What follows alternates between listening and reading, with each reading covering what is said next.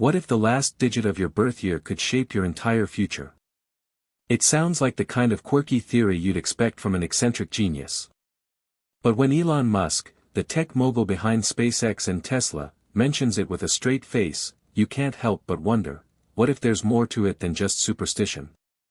Imagine, just for a second, that everything you've been taught about how your life unfolds might be affected by something as simple as the last digit of the year you were born in. It might seem absurd at first, but what if it's true? Could something so small actually influence the decisions you make, the people you meet, and the challenges you face in ways you've never even imagined? This idea had always intrigued Sarah. As a successful young woman in her early 30s, she'd already faced plenty of obstacles, working hard to build a career, dealing with relationships that never quite seemed to work and questioning whether there was a greater purpose to it all. The last thing she ever expected was that the last digit of her birth year could somehow be the missing key she had been looking for. But then, one evening, something unusual happened. It was a typical evening for Sarah, curled up on the couch, scrolling through her phone. A podcast she was listening to suddenly caught her attention. It was an interview with none other than Elon Musk, the visionary entrepreneur. She had heard of his revolutionary ideas, of course, but what really caught her ear was when he started discussing a theory that made her pause mid-scroll. "Did you know," Musk said with his usual calm confidence, "that the last digit of your birth year can actually tell you a lot about yourself? It's not just a coincidence. In fact, it's something that's connected to the way you make decisions, approach challenges, and even the people you attract into your life." Sarah's finger froze on the screen. "Wait, what?" she muttered to herself, unable to believe what she was hearing. She rewound the podcast and listened again, this time with more focus. Musk explained further, breaking down his theory in a way that, strangely enough, seemed to make sense. He went on to explain that the last digit of your birth year, whether it's 1, 2, 3, or any other number, could reveal hidden patterns in your life, patterns that even you might not be aware of. According to Musk, each number held a particular energy that influenced the way you interacted with the world. In fact, he claimed that even if you didn't believe in astrology or numerology, there was something about this theory that resonated deeply on a subconscious level. For Sarah, this was fascinating. She had always been skeptical of anything that seemed even remotely mystical. She wasn't one to believe in astrology or numerology, but hearing Musk, someone she admired for his logical and data-driven approach, talk about something so seemingly outlandish made her curious. Could it be true? Could the number at the end of her birth year really have an impact on her life? The more she thought about it, the more she realized that her own life had been filled with patterns. It was almost as if everything she did was guided by some invisible force, something that had shaped the course of her decisions and relationships. And yet, she had never even considered that something as simple as a number could be influencing her. That night, as she lay in bed, Sarah found herself tossing and turning, unable to shake the thought of what Musk had said.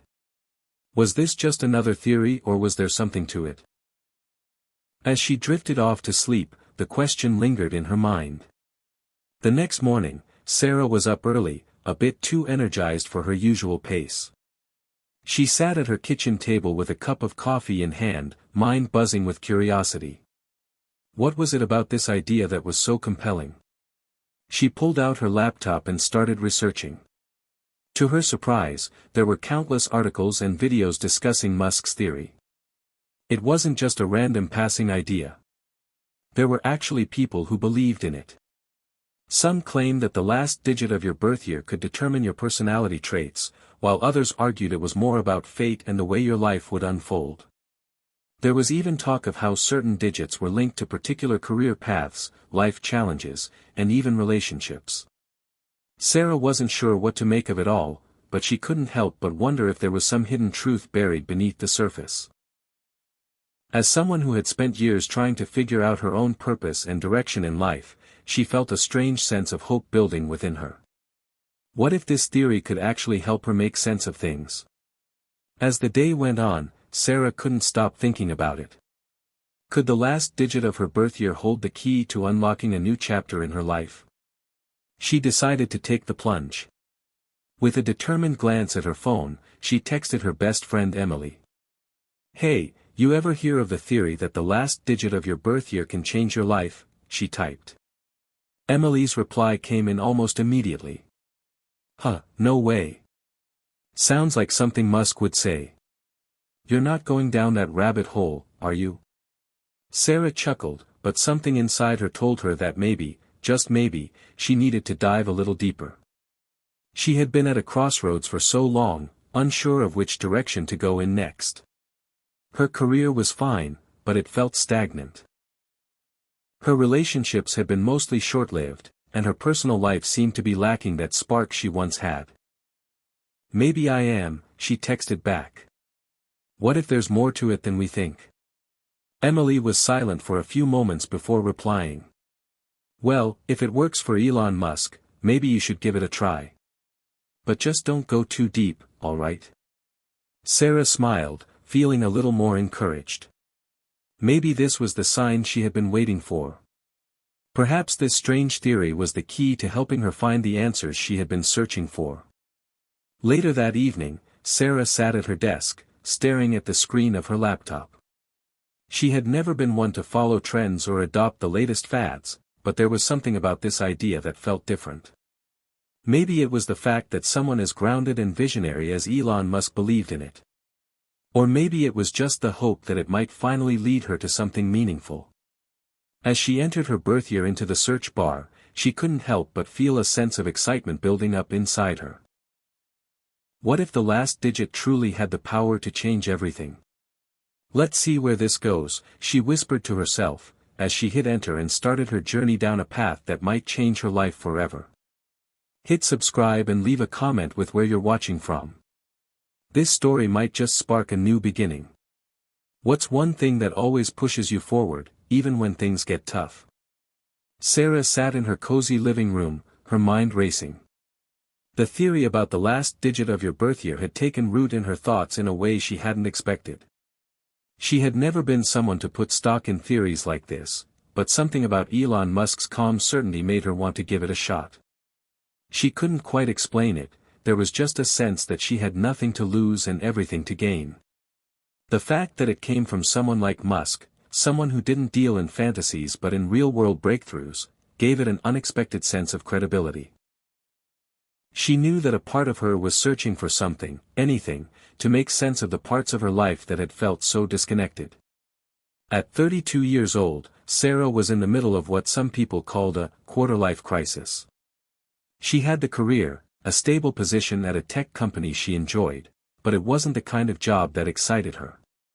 Her love life was a mess of short-lived flings and unspoken promises. And despite all her external success, she couldn't shake the feeling that there was something more out there for her, something waiting just beyond her reach. As she opened her laptop and began searching for more on Musk's theory, she felt a strange mixture of hope and skepticism. She knew she had to look at it with a critical eye. But deep down, part of her hoped that this could be the answer she'd been waiting for. She entered the search term, "last digit of birth year theory Elon Musk." The results flooded in. Articles, videos, and interviews. Some from well-known tech bloggers, some from less familiar websites, but all emphasizing how this one small number, the last digit, could determine the course of your life. She clicked on a video titled, "How Elon Musk's Birth Year Theory Could Change the Way You See Yourself."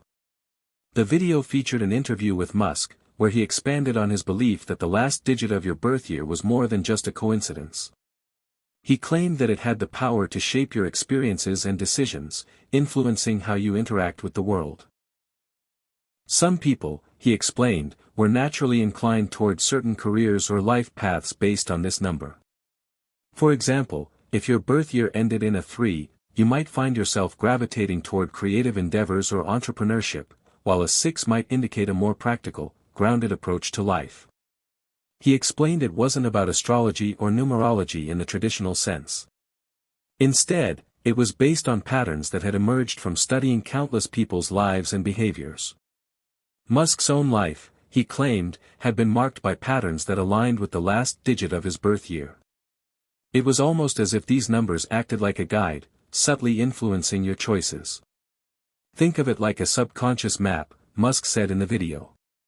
You might not even realize it, but your choices are often guided by these deeper patterns, like invisible threads pulling you in certain directions.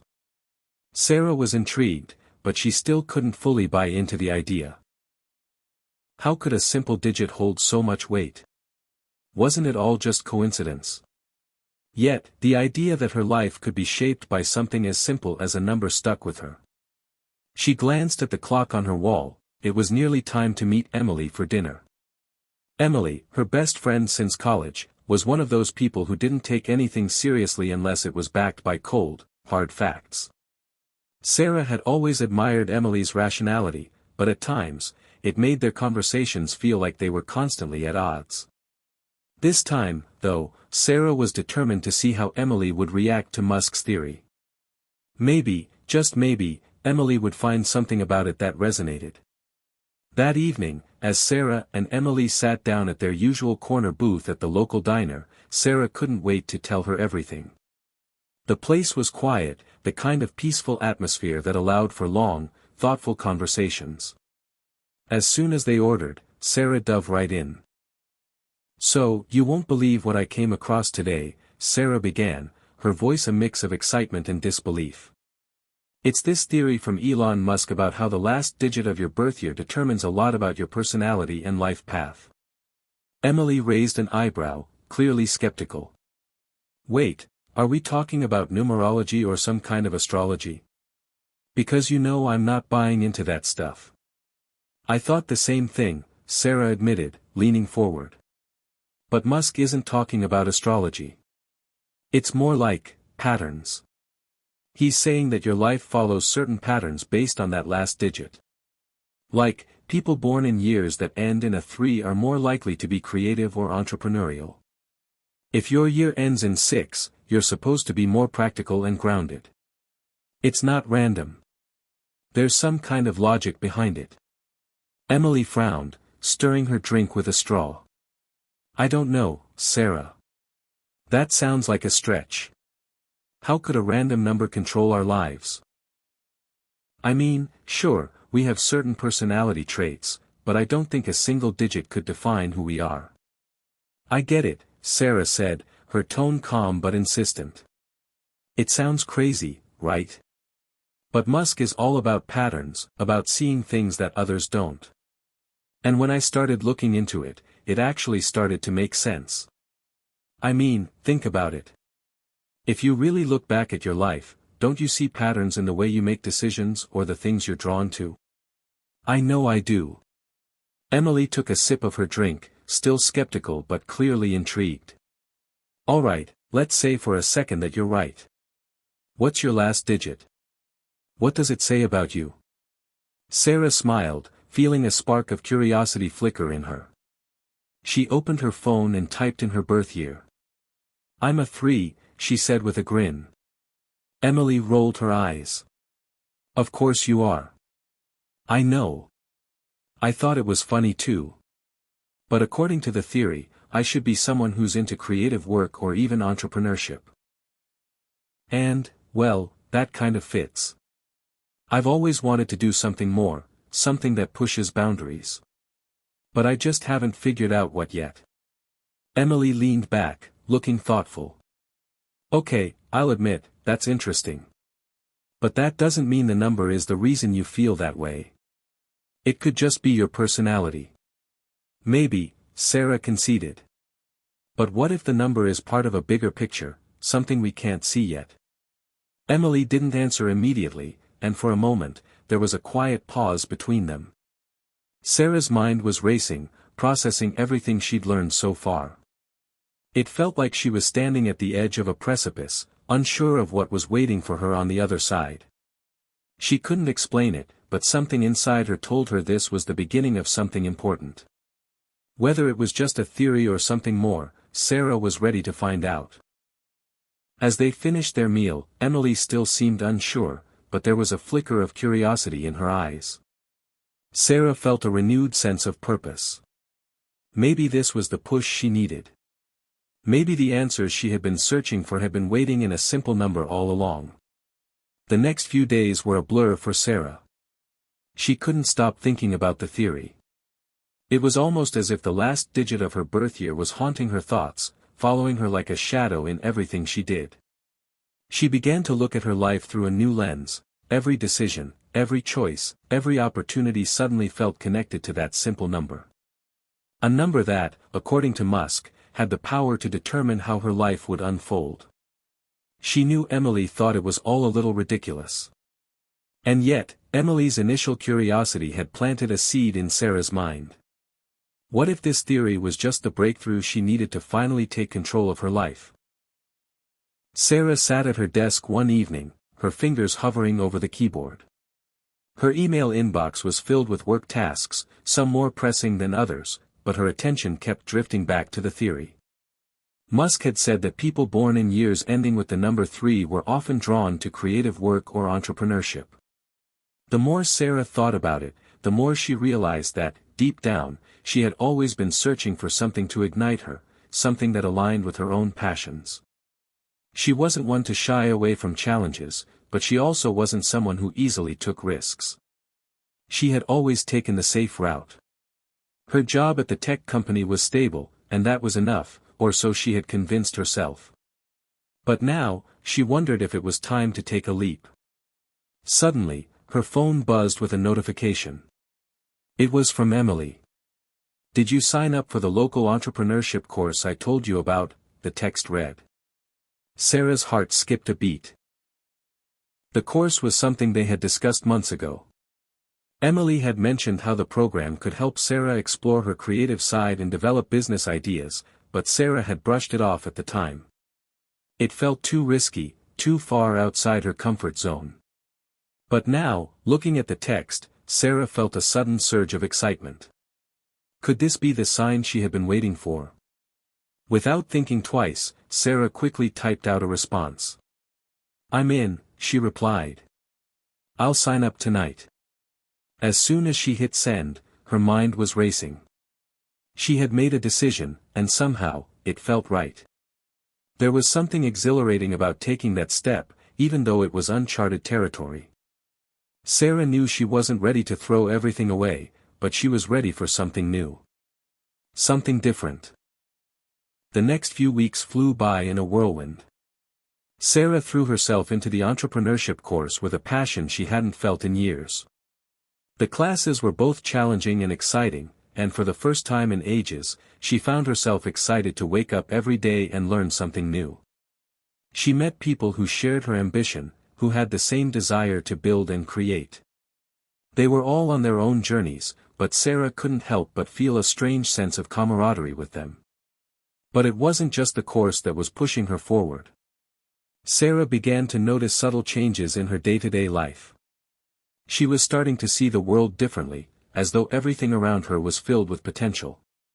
She had always been a problem solver, but now, her mind was racing with ideas she never would have considered before. At one of the sessions, the instructor asked everyone to pitch an idea they were passionate about. Sarah felt a mix of excitement and fear. This was her moment to step up. Her palms were sweaty, but as the spotlight shifted to her, she stood up, heart pounding. "I've been working in tech for a while," Sarah began, her voice shaking slightly, "but I've always had this passion for sustainability. For years, I've wanted to create something that would help people live more eco-friendly lives, something that's accessible and easy to use." She paused, gathering her thoughts. What if there was an app that helped people track their carbon footprints, showed them ways to reduce waste, and connected them with sustainable businesses? As she spoke, she could feel the energy in the room shift. Her idea wasn't revolutionary, but it was real. It was something she had been thinking about for a long time but had never had the courage to act on. It was the kind of project she could get behind, a way to make a positive impact on the world. Her instructor nodded thoughtfully. "That's a great idea, Sarah. It's timely, it's needed, and it's grounded in something you care about." But the room fell silent. Sarah's heart raced, hoping the "but" wouldn't be the end of her idea. "But," he continued, "you're going to need to make it unique. What's going to make your app stand out from all the others? Sarah felt a wave of nervousness wash over her. She hadn't thought that far ahead. She had been so focused on the core idea that she hadn't considered the details. But as she stood there, something clicked. She thought about her experience with tech and the unique challenges people face when trying to live sustainably. What if the app wasn't just a tool? What if it could offer real-time rewards for making eco-friendly choices? The app could partner with local businesses, she said, her voice gaining strength. So every time someone makes a sustainable choice, they could earn discounts or rewards at eco-friendly stores. It'd create a community of people who are all working toward the same goal. The instructor smiled, impressed. Now that's the kind of thinking we need. Keep pushing that idea forward, Sarah. You're onto something. As she returned to her seat, a wave of excitement surged through her. She had done it. She had taken the first step, and it felt like the beginning of something much bigger than just a class project. But Sarah's newfound confidence didn't come without its struggles. As the weeks progressed, she realized that this new path wasn't as simple as she had imagined. There were countless hurdles to overcome, from technical challenges to finding the right partners. There were moments when doubt crept in, when she wondered if she was in over her head. And yet, through it all, there was one thing that kept her going, the feeling that she was on the right track. Her life was changing, and it felt like everything was falling into place. The more she embraced this new journey, the more she felt the power of that last digit of her birth year, as if it was guiding her, pushing her forward in ways she couldn't fully explain. One evening, as she sat in a coffee shop working on her app prototype, Sarah received a text from Emily. "I can't believe you actually did it. I'm proud of you," the message read. Sarah smiled, feeling a rush of gratitude. Emily had been skeptical at first, but now, even she could see the spark in Sarah's eyes. "I'm just getting started," Sarah typed back. "But you're right. This feels like the first real step towards something big." As she glanced around the coffee shop, her mind raced with ideas. She had started this journey with a theory, but now, it felt like she was living it. And for the first time in years, Sarah truly believed that the path she was on had been waiting for her all along. Sarah woke up to the sound of her alarm blaring beside her bed, the soft rays of the morning sun creeping through the curtains. She groggily turned off the alarm and stretched, her muscles sore from staying up late the previous night working on her startup idea. It had been weeks since she signed up for the entrepreneurship course, and while things had been exciting, they were far from easy. Sarah was beginning to realize just how hard it would be to turn her vision into something real. The app, which had seemed so simple and perfect when she first came up with the idea, now felt like a massive challenge. There were technical issues to solve, financial obstacles to overcome, and even moments when she doubted herself. Was she really cut out for this? Could she succeed, or had she been blinded by the excitement of taking a leap into the unknown? But despite the challenges, Sarah was determined. She had made it this far, and giving up now wasn't an option. She had spent her whole life playing it safe, choosing the stable route. This was her chance to do something bold, something she truly cared about. The idea of building something that could make a difference in the world, and allow people to take tangible steps toward sustainability, kept her going, even when the nights felt too long and the setbacks too frustrating. After a quick breakfast, Sarah grabbed her laptop and opened the app's code, trying to troubleshoot a bug that had been frustrating her for days. Her fingers hovered over the keyboard. It was at moments like these, when the frustration peaked and the uncertainty loomed large, that she could hear Musk's voice in her mind. "Trust the process," he had said. "Trust that what you're doing is important." Sarah took a deep breath, closing her eyes for a moment. She had to remind herself of why she had started this journey in the first place, to build something that would make a difference. Even if it meant navigating through the tough moments, even if it meant failing sometimes. Because that was part of the process. She dove back into the code, determined to push through. After what felt like hours, she finally made a breakthrough. The bug was gone. Her app was running smoothly once again. It wasn't perfect, but it was progress. And for Sarah, progress was enough. Later that afternoon, Sarah met with Emily at their usual coffee shop. Emily had been a solid sounding board throughout this journey, even if she still wasn't fully convinced about the theory behind Musk's last-digit philosophy. But, over time, Emily had come to see the spark in Sarah. She could tell that Sarah was serious about this and that her friend had found something meaningful in her entrepreneurial journey. As they sat down with their drinks, Sarah couldn't help but smile. The excitement was back. She felt recharged after her small victory earlier that day, and she was eager to share it with Emily. "You wouldn't believe it," Sarah said, her voice brimming with excitement. "I fixed the bug in the app today. It's finally running properly." Emily raised her eyebrows in surprise. "Wait, really? That's awesome, Sarah. I know you've been working hard on this. It must feel good to see it come together." "It does. It really does," Sarah replied, leaning back in her chair. "It's been hard. Some days, I just want to throw in the towel, but I know I can't. I feel like this is what I'm supposed to be doing." Emily smiled, her usual skepticism softening. "I'm impressed. You've been pushing through, even when things got tough. That's pretty amazing." Sarah paused for a moment, looking down at her coffee cup. "Yeah, I guess so. But I have to admit, I'm still scared. I'm scared that it won't work. That I'm not enough." "You are enough," Emily said, her voice steady and reassuring. "But I get it. Taking risks is terrifying. You've built this whole life around security, around safety, and now you're stepping into the unknown. That's huge." Sarah nodded. "I don't know what's scarier, failing at this or not trying at all." Emily took a sip of her coffee, thinking for a moment. "That's the thing, though, Sarah. You don't know until you try. And if this really is your path, then you'll figure it out as you go. You'll find your way." The two friends sat in comfortable silence for a moment, the clinking of cups and the soft murmur of voices around them filling the space. Sarah felt a sense of gratitude wash over her. Emily's support had always been unwavering, even if she didn't fully understand the vision Sarah had for herself. Emily was always there to push her forward, to help her see her own potential. And maybe, just maybe, that's exactly what she needed. That evening, Sarah sat at her desk, staring at her laptop screen, thinking about the next steps for her app. There were still many things to figure out: finding investors, marketing the idea, reaching out to potential partners.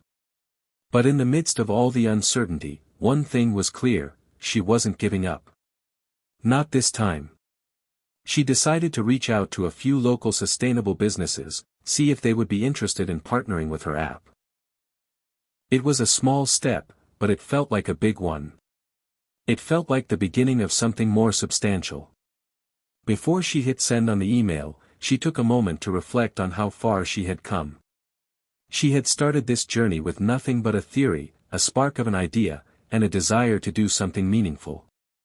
Now, she was taking concrete steps toward building something real, something that could change the way people lived and made decisions. And though the path ahead was still filled with obstacles, Sarah was no longer afraid of them. The fear was still there, of course. It was natural.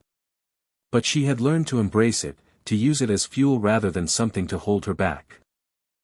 As Sarah closed her laptop for the night, she felt an overwhelming sense of peace. She was on the right path. Her dream of building something meaningful was coming into focus, and it was all thanks to the leap she had taken, the leap she had never thought she would make. Maybe the last digit of her birth year did matter after all. Sarah had always been good at preparing for the worst. It was one of her strengths. Whether it was managing deadlines at work or anticipating challenges in her personal life, Sarah liked to have a plan in place. But no amount of preparation could have fully equipped her for what lay ahead. It was time for her first big pitch. The startup incubator she had applied to had called her in for an initial meeting. It was a huge opportunity, a potential game changer for her app, and Sarah knew she had to make the most of it. As she stood in front of the mirror that morning, adjusting her blazer and smoothing out the wrinkles in her dress pants, her mind raced. She had spent hours rehearsing her pitch. She had memorized the key points, how her app worked, how it would help people track their carbon footprint, how it would incentivize sustainable choices with rewards. She had prepared for questions about scalability, market potential, and her revenue model. She was ready. Or at least, she thought she was. But as she stared at her reflection, Sarah couldn't shake the doubt creeping into her mind. What if they didn't get it? What if they thought it was just another greenwashing app, another product that promised the world but failed to deliver? She had spent so long dreaming about this moment, but now that it was finally here, it felt overwhelming. Stop, Sarah whispered to herself. She could feel her heart racing, the familiar surge of anxiety that came with stepping into the unknown. But she had made a promise to herself.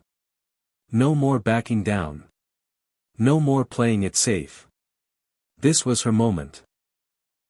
With one last deep breath, she grabbed her bag and headed out the door, determination in every step. The meeting took place in a sleek, modern conference room with large windows overlooking the city. Sarah was greeted by two venture capitalists, David and Rachel. They were both in their late 30s, dressed in sharp suits that screamed success.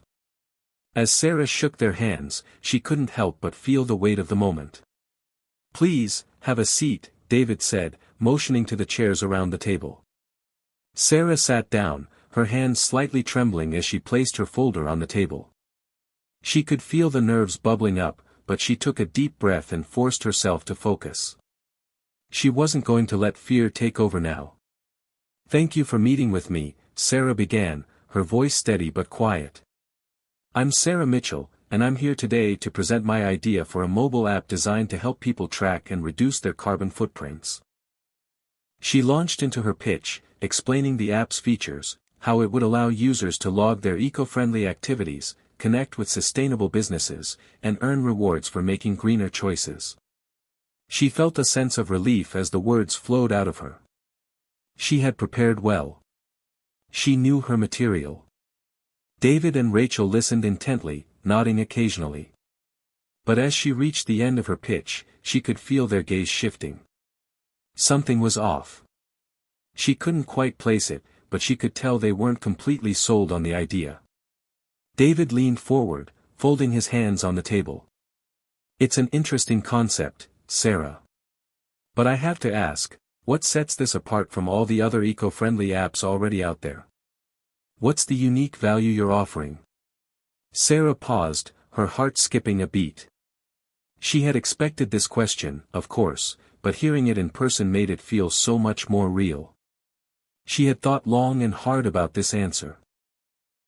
The unique value was the reward system, the partnerships with local businesses that would incentivize people to make more sustainable choices. It was something that hadn't been done before, at least not on a large scale. But as she opened her mouth to explain, the words felt heavy, as if they weren't enough. Rachel picked up on the hesitation. "I get that you want to build a community around sustainability, but the challenge is convincing people to adopt this app in the first place. People are overwhelmed with apps, and frankly, there are already a lot of players in the green space. How do you plan to break through all that noise?" Sarah's mind raced. This wasn't going as she had hoped. She had expected them to be intrigued, to ask thoughtful questions that would lead to a discussion about next steps. But instead, they were throwing objections at her one after the other, and she was struggling to keep up. "Well, that's why the reward system is so important," Sarah said, trying to stay calm. "It's not just about tracking data. It's about giving people a reason to engage. We're not just another carbon tracker, we're making sustainability a part of people's everyday lives. They'll have a tangible incentive to keep using the app, and that's how we'll build a loyal user base." David and Rachel exchanged a glance, and Sarah couldn't read their expressions. She felt exposed, vulnerable. Her idea had seemed so solid in her mind, but now it felt shaky, as if it could crumble at any moment.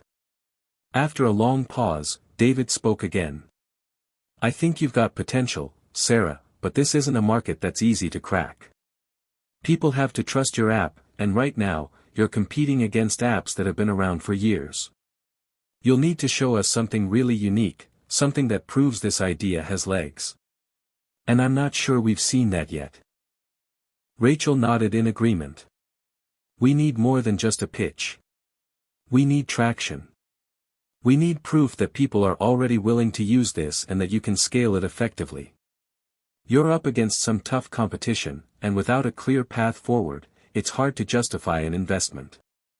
Sarah felt the weight of their words sinking in. She had prepared herself for rejection, but it didn't make the sting any less painful. This wasn't just about her app, it was about her vision, her dream. She had poured so much of herself into this idea, and now she was hearing that it might not be enough. After a few more minutes of discussion, the meeting concluded. David and Rachel thanked Sarah for her time, but the tone was final. The door had closed. As Sarah walked out of the building, her mind was reeling. She had been so sure this was the right path, but now the doubt she had been pushing aside for weeks began to creep back in. What had gone wrong? Had she miscalculated? Had her dream been too big, too out of reach? Later that evening, Sarah sat on her couch, staring at her phone. She had called Emily after the pitch, and although her friend had been supportive, she could hear the disappointment in Sarah's voice. Sarah had expected more. She had wanted validation, confirmation that her idea was solid and that she was on the right track. Instead, she had been met with skepticism. But then she remembered something. Musk's theory. The number 3.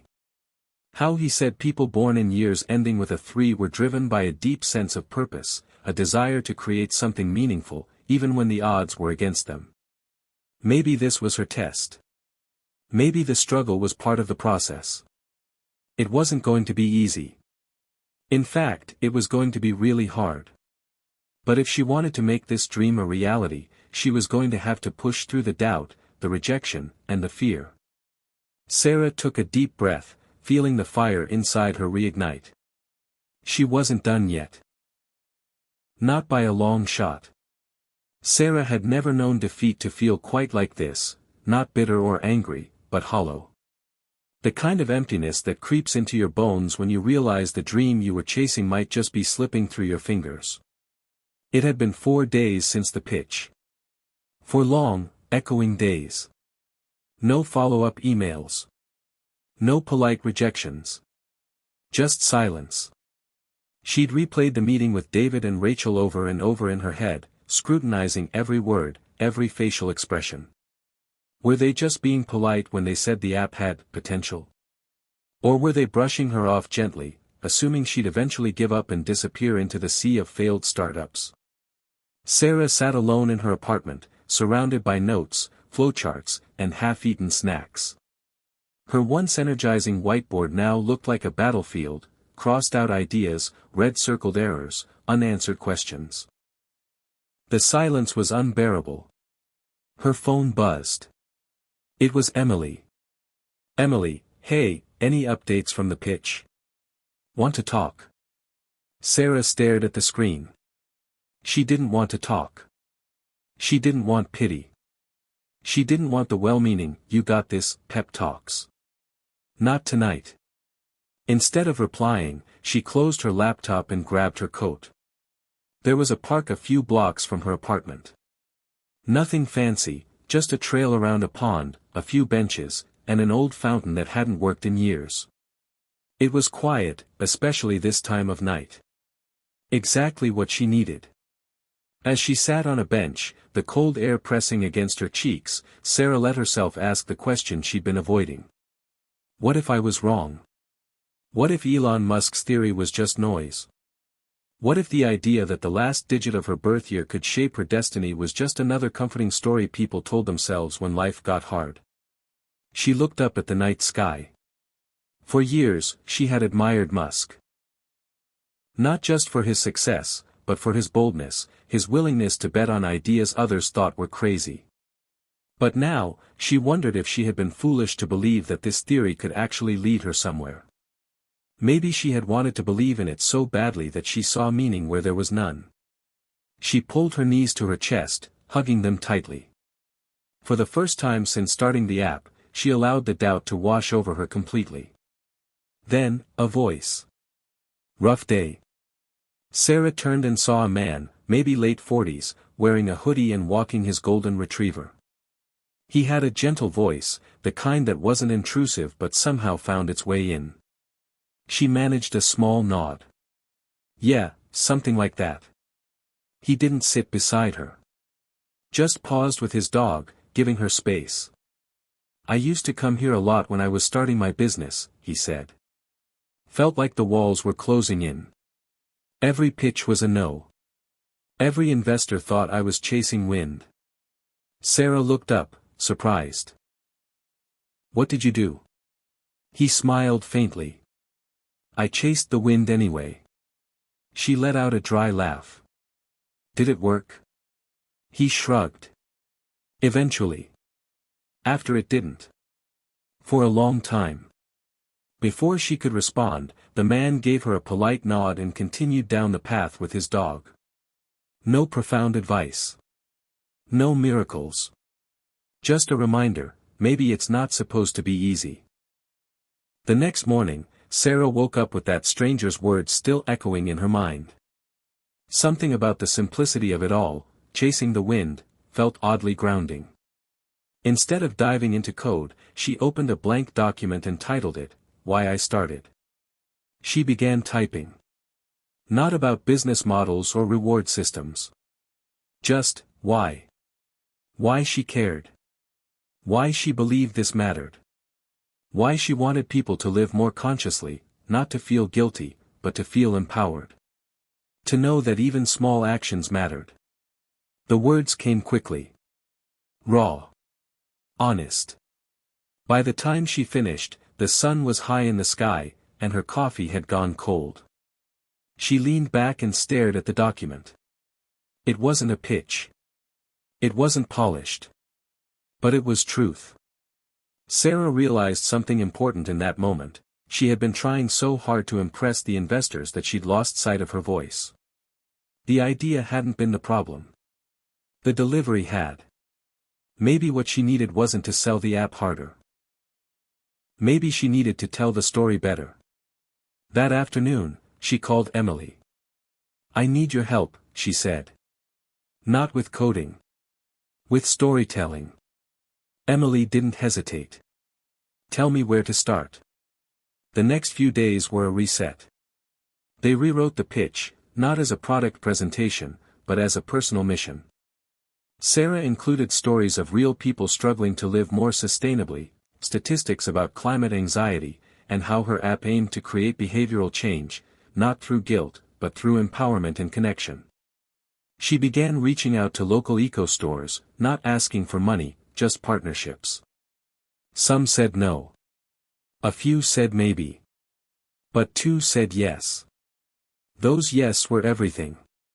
She updated her app prototype with their info, adding a feature that gave users coupons or store credits when they logged sustainable habits. It was still rough, but now it was real. Then came the unexpected email. Subject, follow-up from Rachel at Blue North Ventures. Hi Sarah. We've been thinking about your presentation. Would love to see what progress you've made. Let's talk again next week. Sarah's eyes widened. She blinked, reread it, and then shouted across the room, Emily. Then she paused. Took a breath. And delivered the new value prop. We're not selling guilt. We're celebrating progress. Every refillable bottle, every bus ride, every meatless meal, it counts.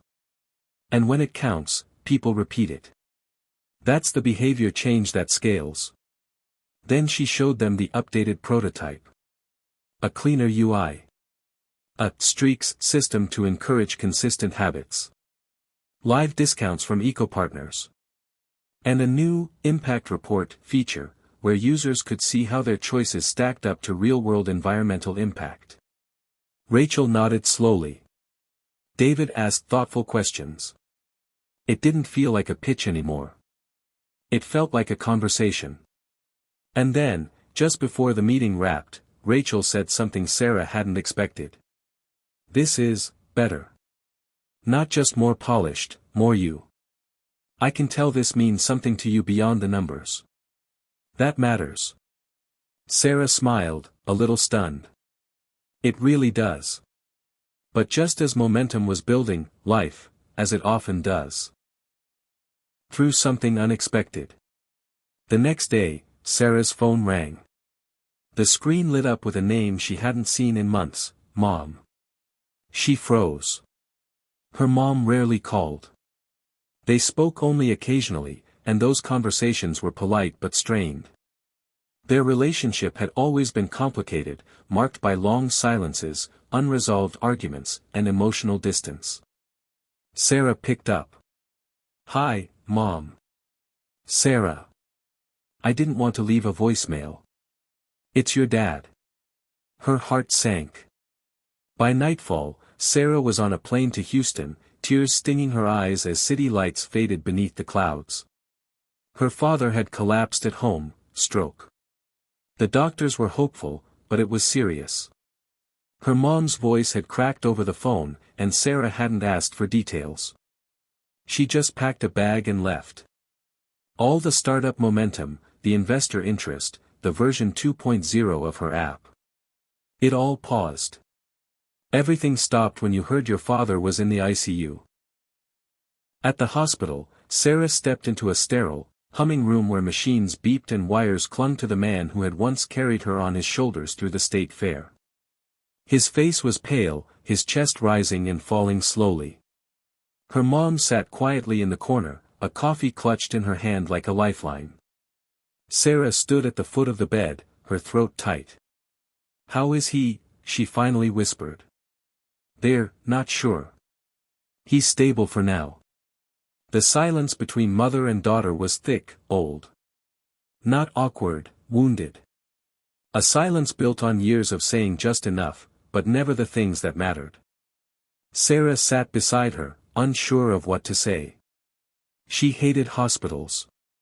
She hated The next morning, Sarah woke up with that stranger's words still echoing in her mind. Something about the simplicity of it all, chasing the wind, felt oddly grounding. Instead of diving into code, she opened a blank document and titled it, Why I Started. She began typing. Not about business models or reward systems. Just, why. Why she cared. Why she believed this mattered. Why she wanted people to live more consciously, not to feel guilty, but to feel empowered. To know that even small actions mattered. The words came quickly. Raw. Honest.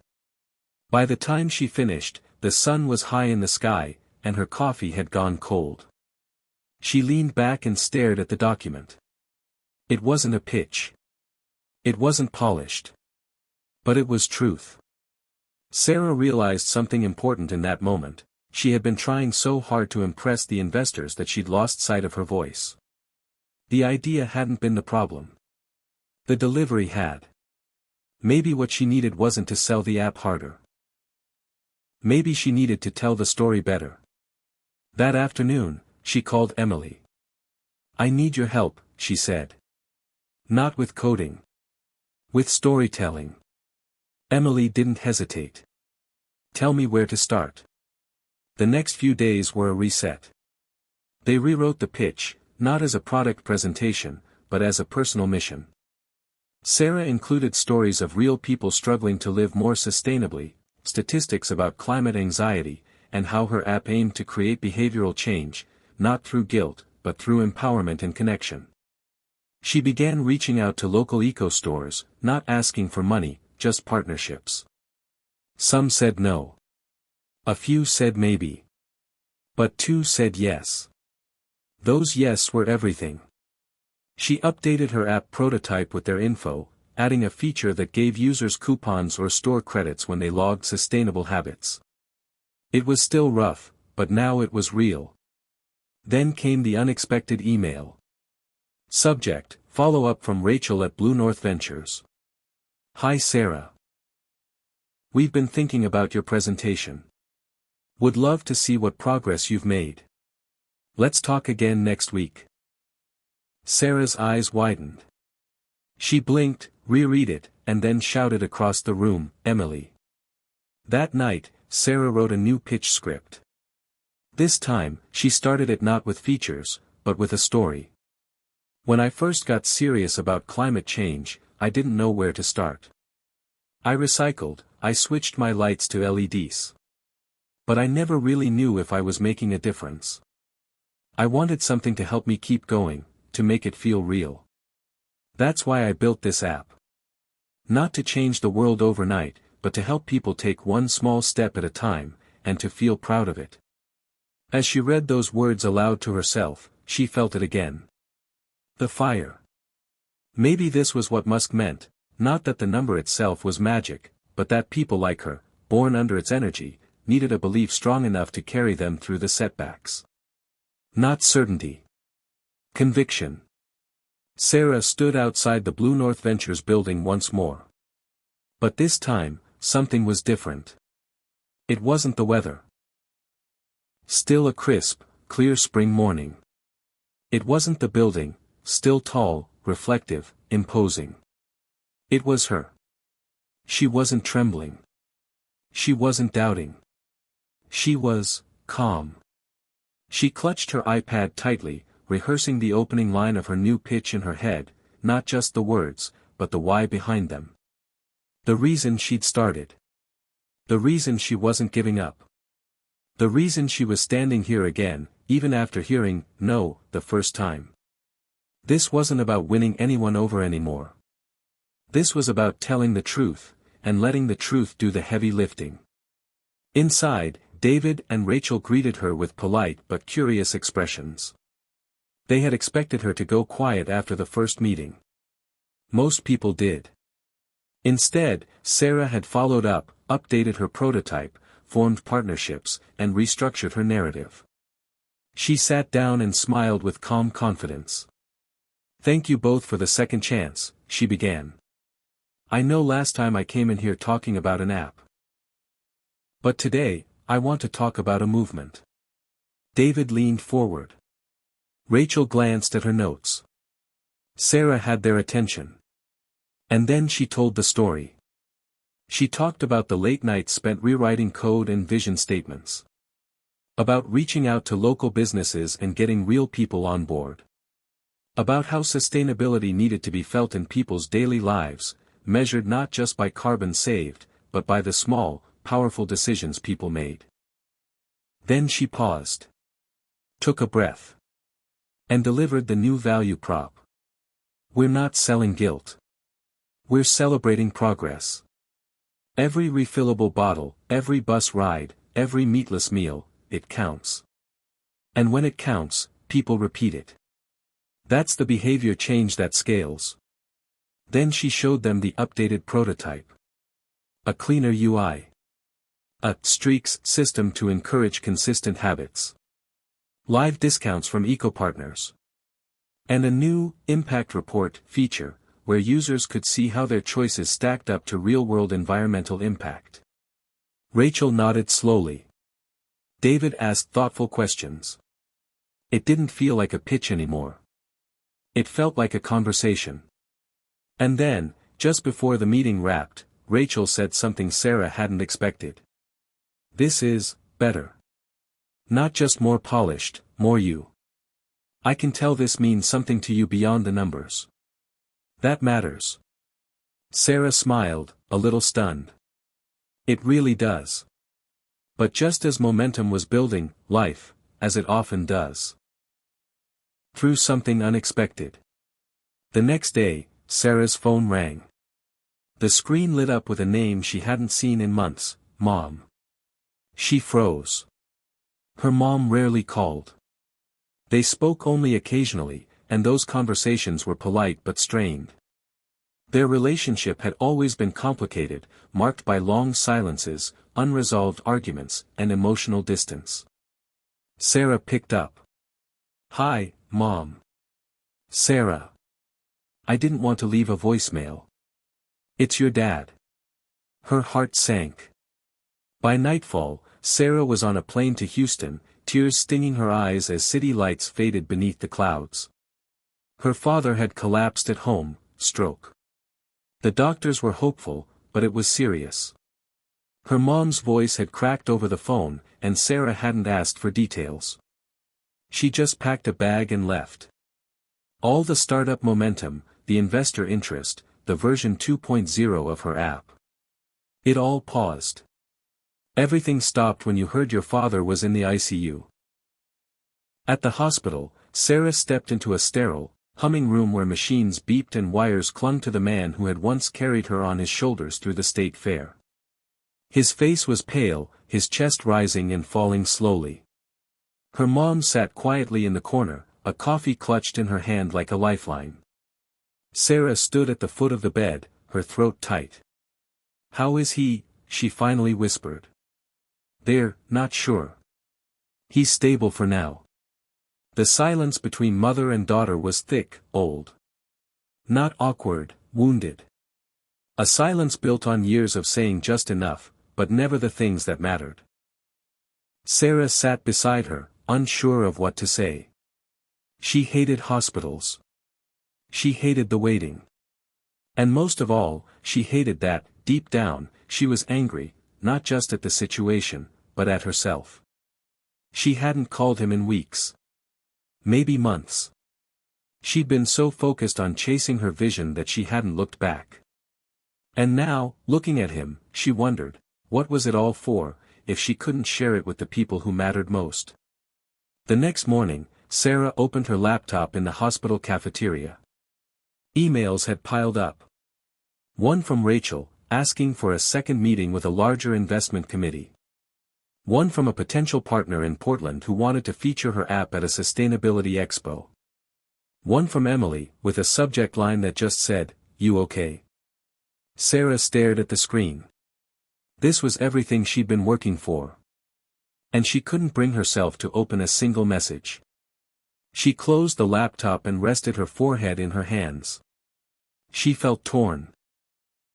Caught between the world she was building and the world she came from. Between her passion and her past. Between momentum and meaning. That night, as she sat beside her father's hospital bed, she took out a notepad and began to write, not code or pitches, but memories.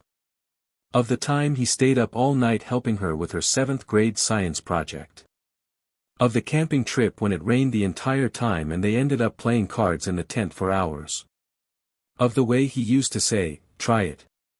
If you fall, we'll figure it out." She wrote until her hand cramped. And for the first time in weeks, she cried. Not just from fear or grief, but from the sheer weight of love she'd never really said out loud. By morning, she made a decision. She called Rachel. "Thank you so much for the opportunity," she said, her voice calm but tired. "But I need to delay the next meeting. Something's come up with family." Rachel didn't hesitate. "Of course. Family comes first. Take your time. We're still here." It wasn't a setback. It was a pause. And in that pause, Sarah realized something profound: chasing a dream didn't mean abandoning your roots. Growth wasn't just about moving forward, it was about remembering who helped you walk in the first place. The days stretched long in the hospital. Machines beeped, nurses came and went, and Sarah found herself sinking into a rhythm that felt both distant from her real life and oddly grounding. Her father remained stable, though unresponsive, and every small movement, a twitch of the hand, a flicker behind his eyelids, sparked cautious hope.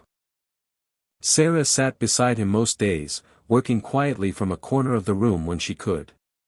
But her mind often wandered. Back to her app. Back to the pitch. Back to the version of herself that had felt invincible only a week ago. Now, in this fluorescent-lit bubble of antiseptic and uncertainty, that version felt far away. One afternoon, her mother came in holding a tray of hospital coffee and a tattered paperback. "You're still working?" she asked, eyeing the screen of Sarah's laptop where lines of UX design and partnership agreements stared back. Sarah looked up, startled. "Just organizing things. Nothing too serious." Her mom hesitated, then sat beside her, coffee in hand. They hadn't talked much since Sarah arrived, not beyond updates about her father's condition and surface-level logistics.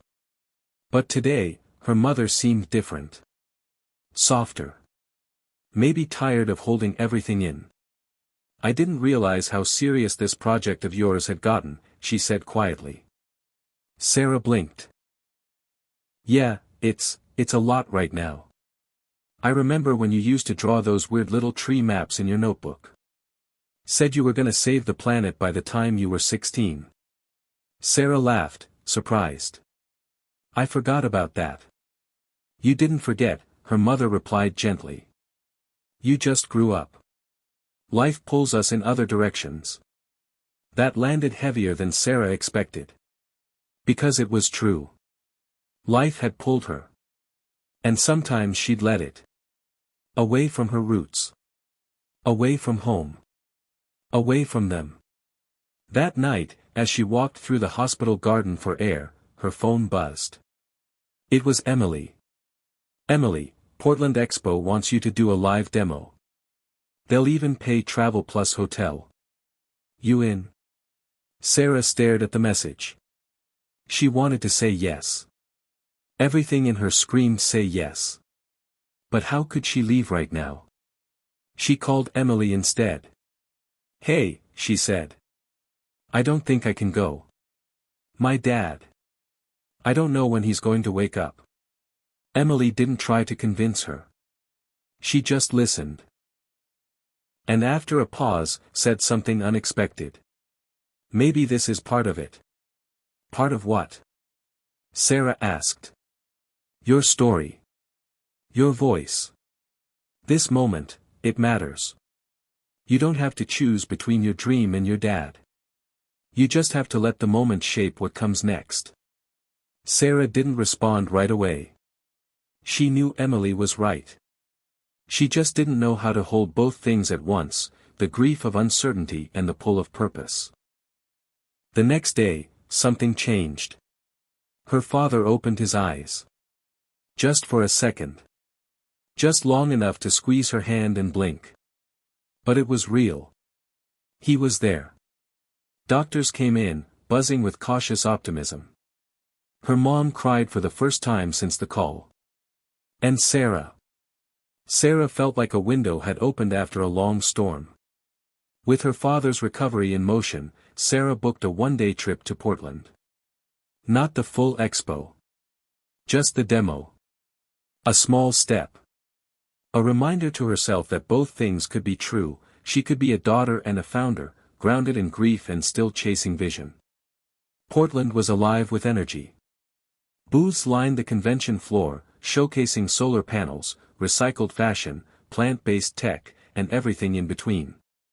Her app's booth was modest, just a screen and a banner. But the moment she opened her presentation, something clicked.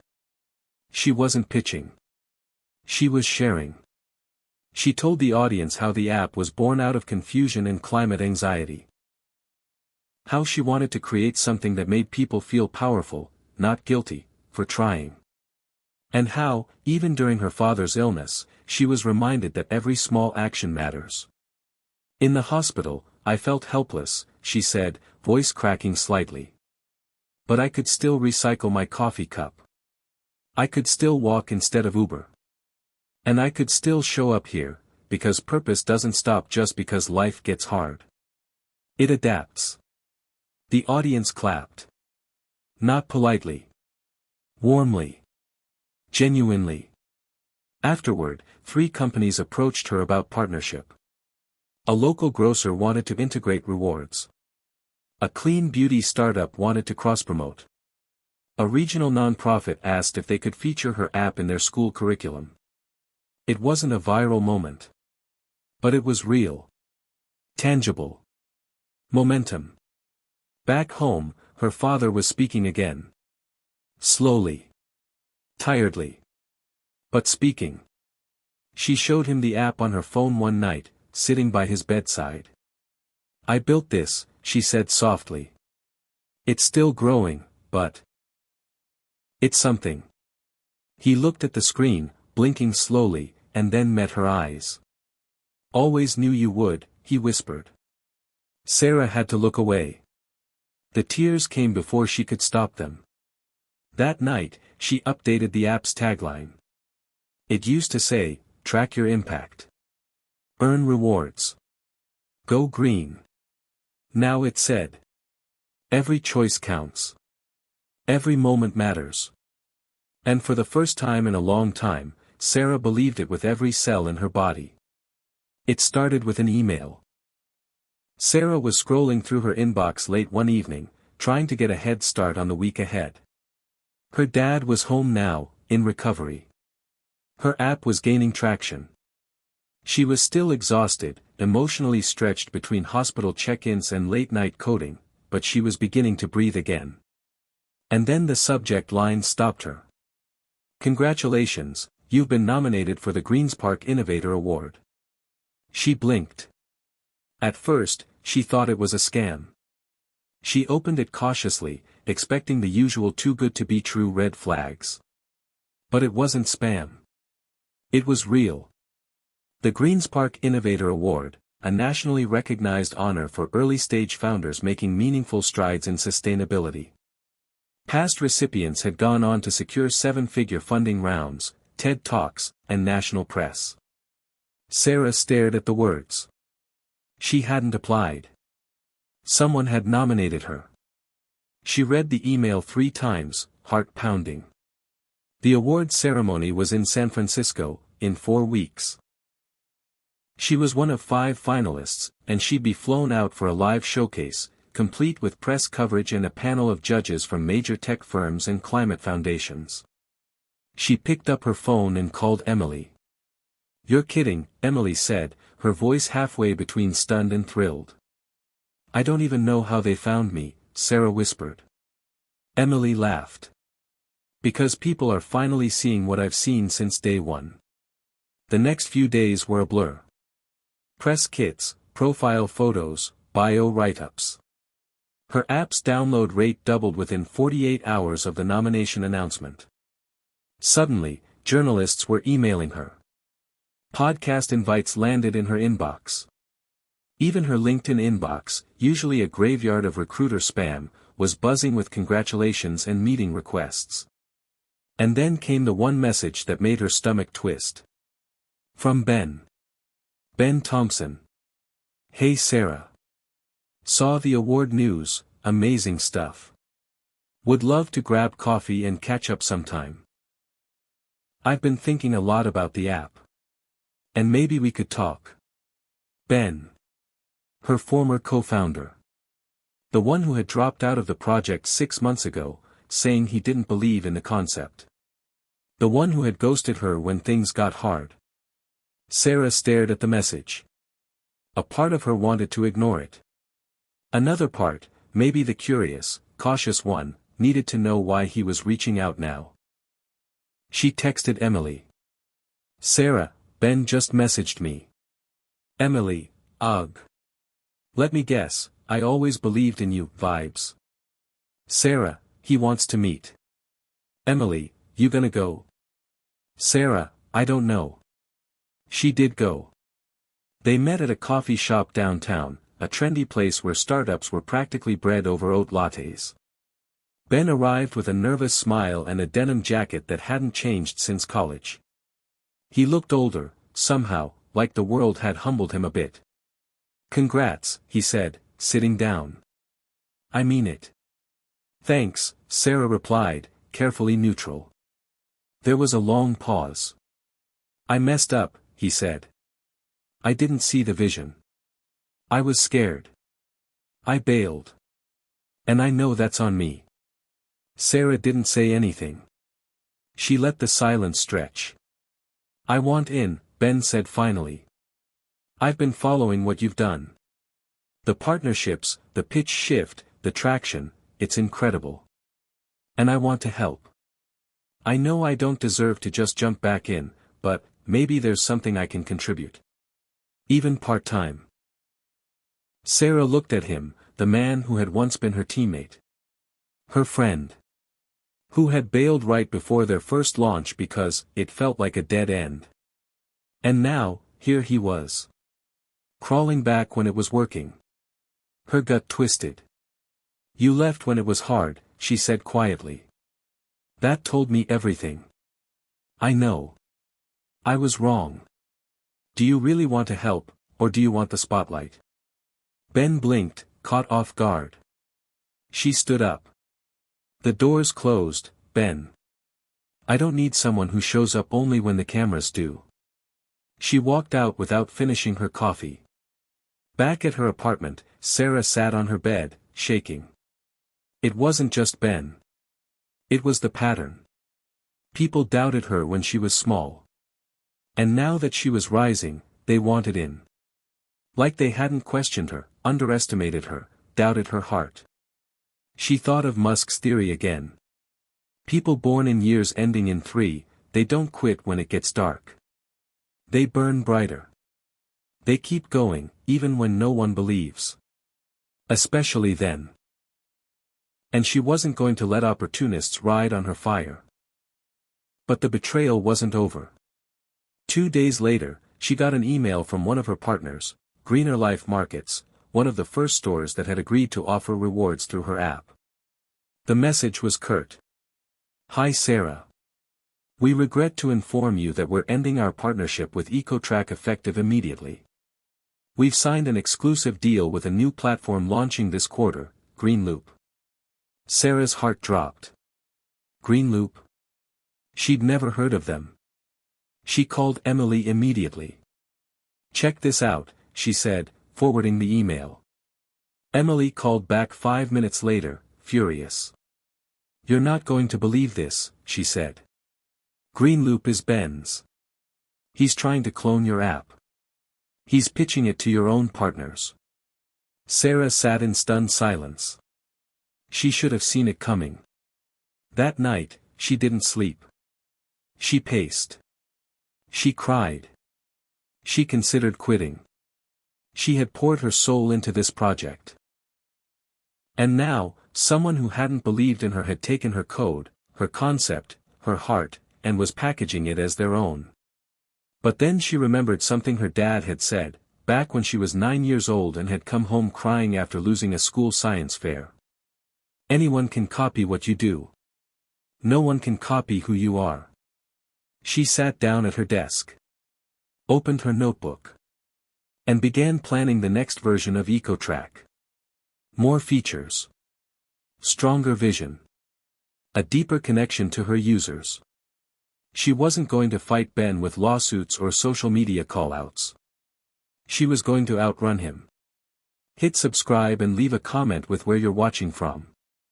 This story might just spark a new beginning. What's one thing that always pushes you forward, even when things get tough? The auditorium lights were blinding. Sarah stood backstage at the Greens Park Innovator Awards in San Francisco, her palms sweating as she clutched her phone.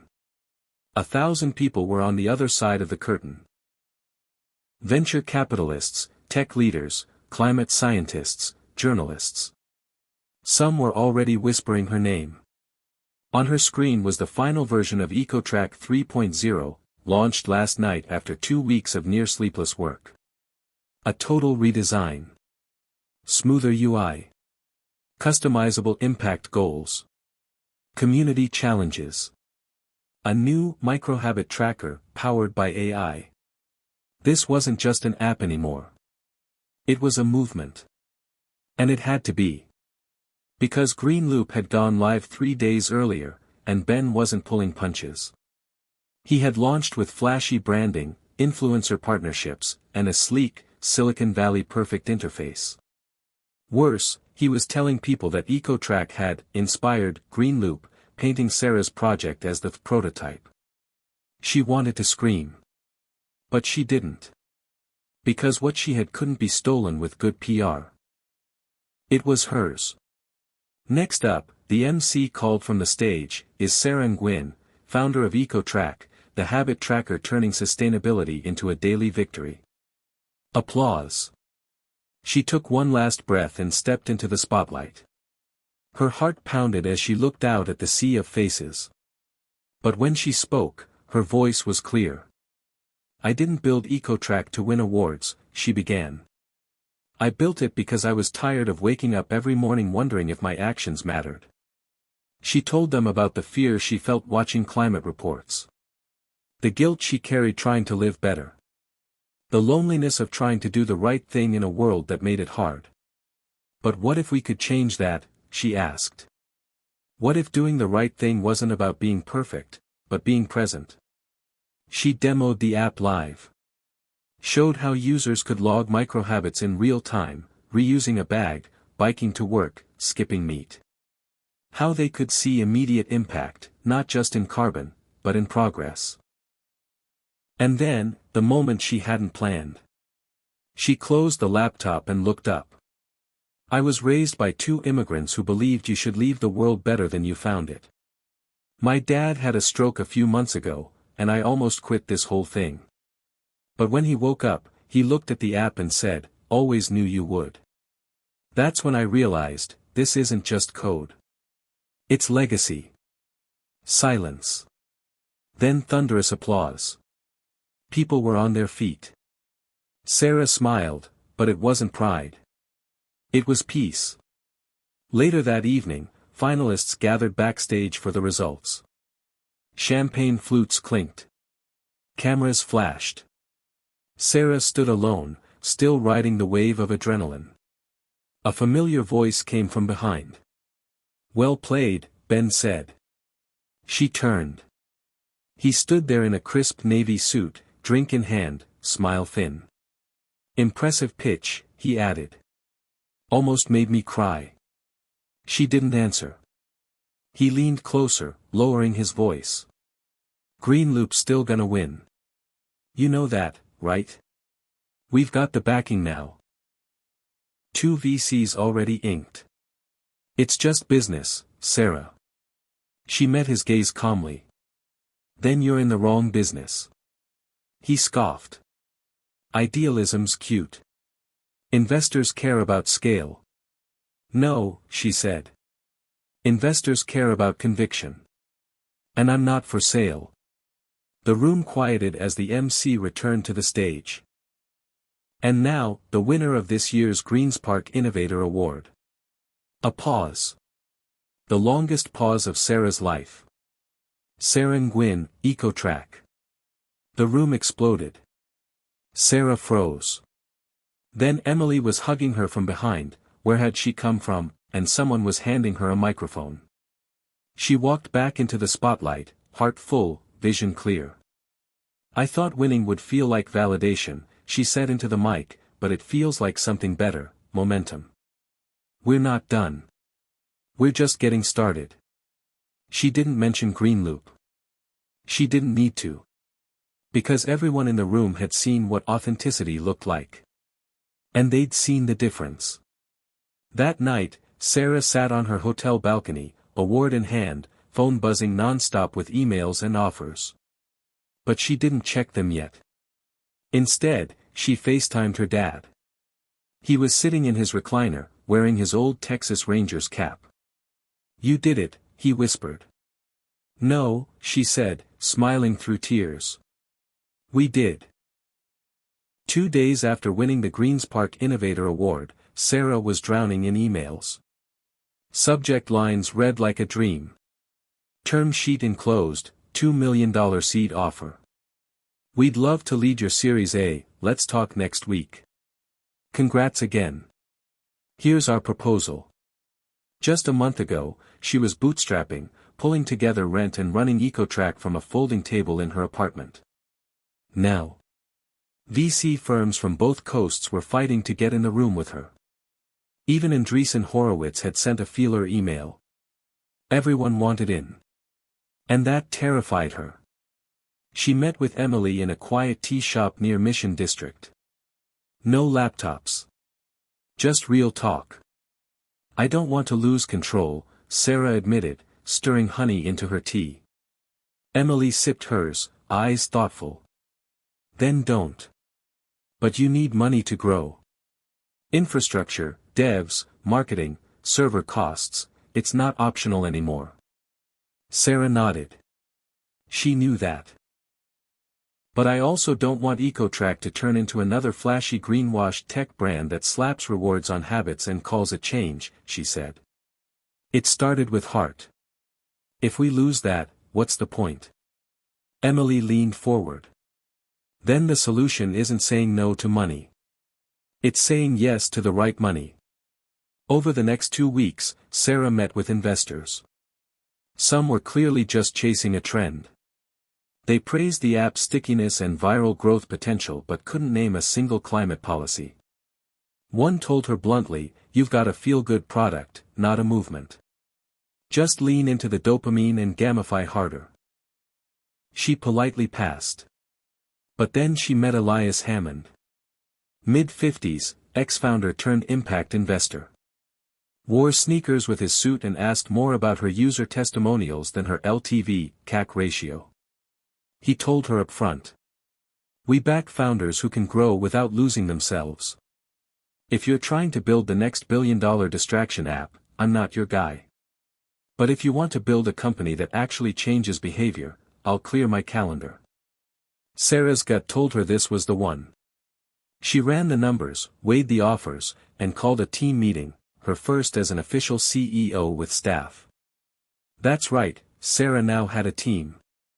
3 full-time hires, a community manager, a back-end developer, and a UX designer who'd once worked on Fitbit. They sat in a co-working space in downtown Oakland, surrounded by recycled wood furniture and a lot of kombucha on tap. "This next chapter is about scale," she told them. "But not at the expense of our core. We're not chasing installs. We're chasing impact." The team clapped. One of them whispered, "I joined the right company." Sarah smiled, but inside, the pressure was rising. That night, back in her apartment, she opened a notebook and made 2 columns. Growth goals. 500,000 users by year-end. Launch school pilot in 3 cities. Secure 100 brand partners. Non-negotiables. No data selling. No rewards for junk products. No empty climate pledges. This was her line in the sand. But the pressure didn't stop. Within a week of announcing the partnership with Hammond Ventures, her inbox lit up again, this time, from corporate giants.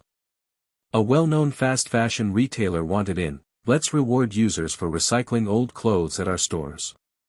A gas station chain pitched a carbon offsetting badge, "Every gallon earns green points." Even a national fast food brand proposed a Meatless Mondays collab. Sarah felt nauseous. It wasn't that she didn't want to partner. She just didn't want to pretend. EcoTrack wasn't a patch for bad behavior. It was a tool for conscious, measurable change. Emily tried to reassure her. "You can say no. And you should." But the board, yes, now there was a board, had questions. "Are we sure we're not missing opportunities?" one advisor asked.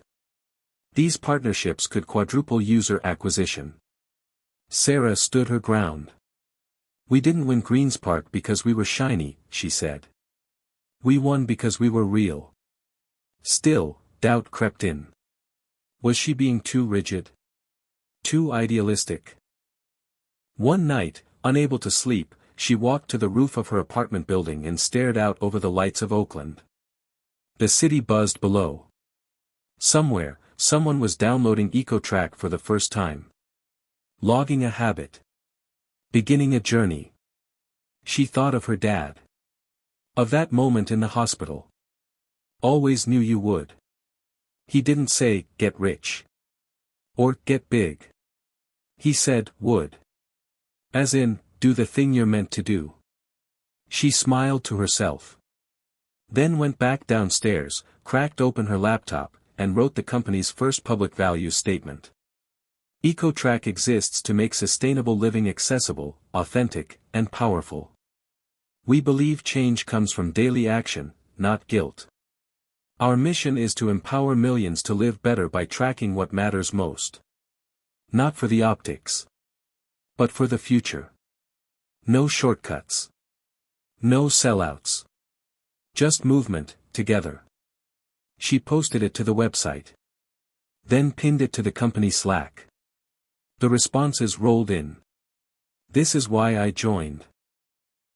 This made me cry a little, not gonna lie. Proud of our North Star.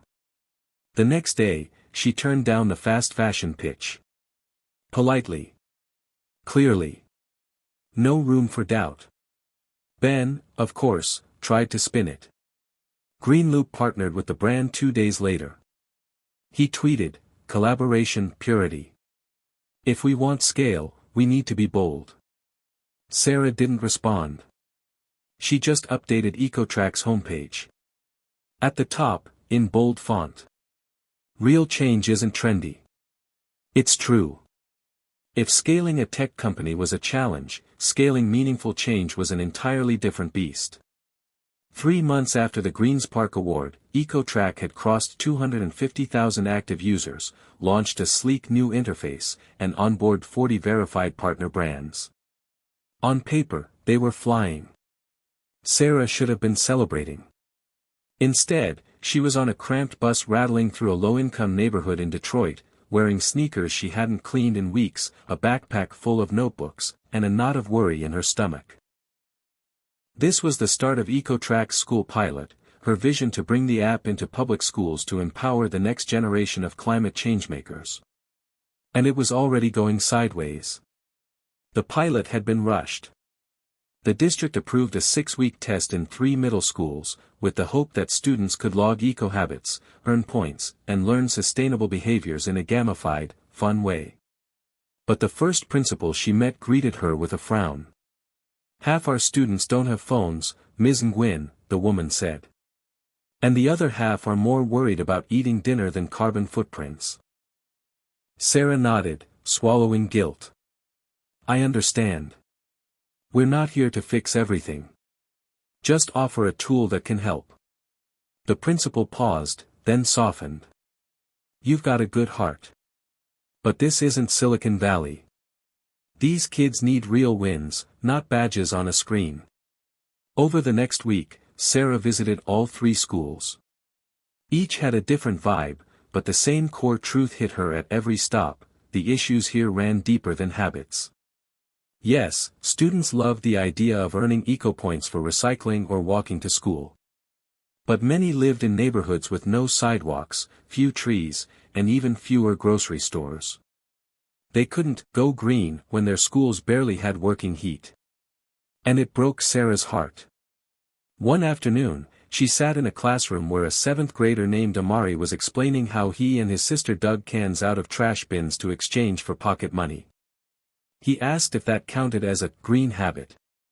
Sarah nearly cried. "Absolutely," she said. "That's impact. That's resourcefulness. That's sustainability." He smiled, proud.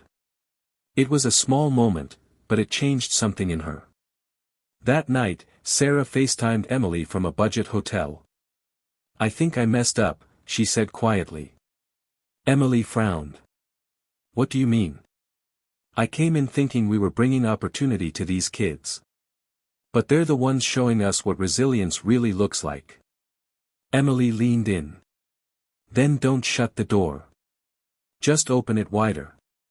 Sarah thought about that. The next morning, she met with her small education team and restructured the pilot on the fly. They stopped focusing on logging habits through the app. Instead, they built a new challenge board, offline. Posters in classrooms. Stickers. Journals. Students could write down their actions, even if they didn't have phones. At the end of each week, they shared stories in class.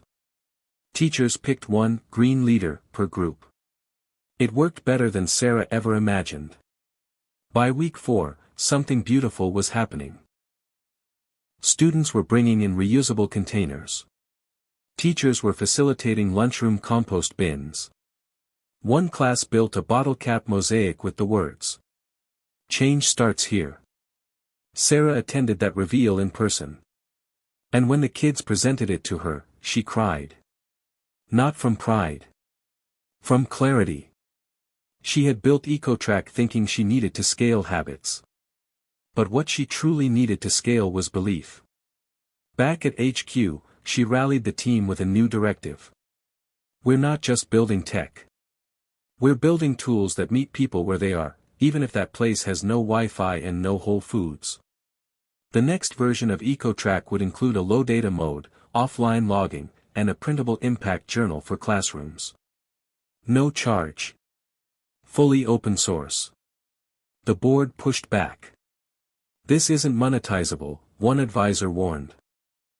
It's not supposed to be, Sarah replied. We're a for-profit company. We're a for-purpose company, she corrected. In a rare team-wide Zoom that Friday, she addressed the entire staff, now over 20 people strong. You might hear phrases like low retention or low LTV when we talk about low-income users, she said. But if we measure our success only by revenue, we're missing the point. Impact isn't always profitable. But it's always powerful. Silence.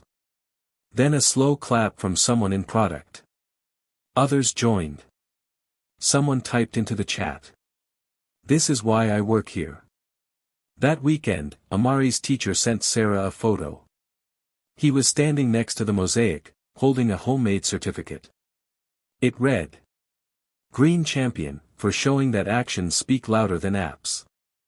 Sarah printed it. Framed it. Hung it on the wall of her office.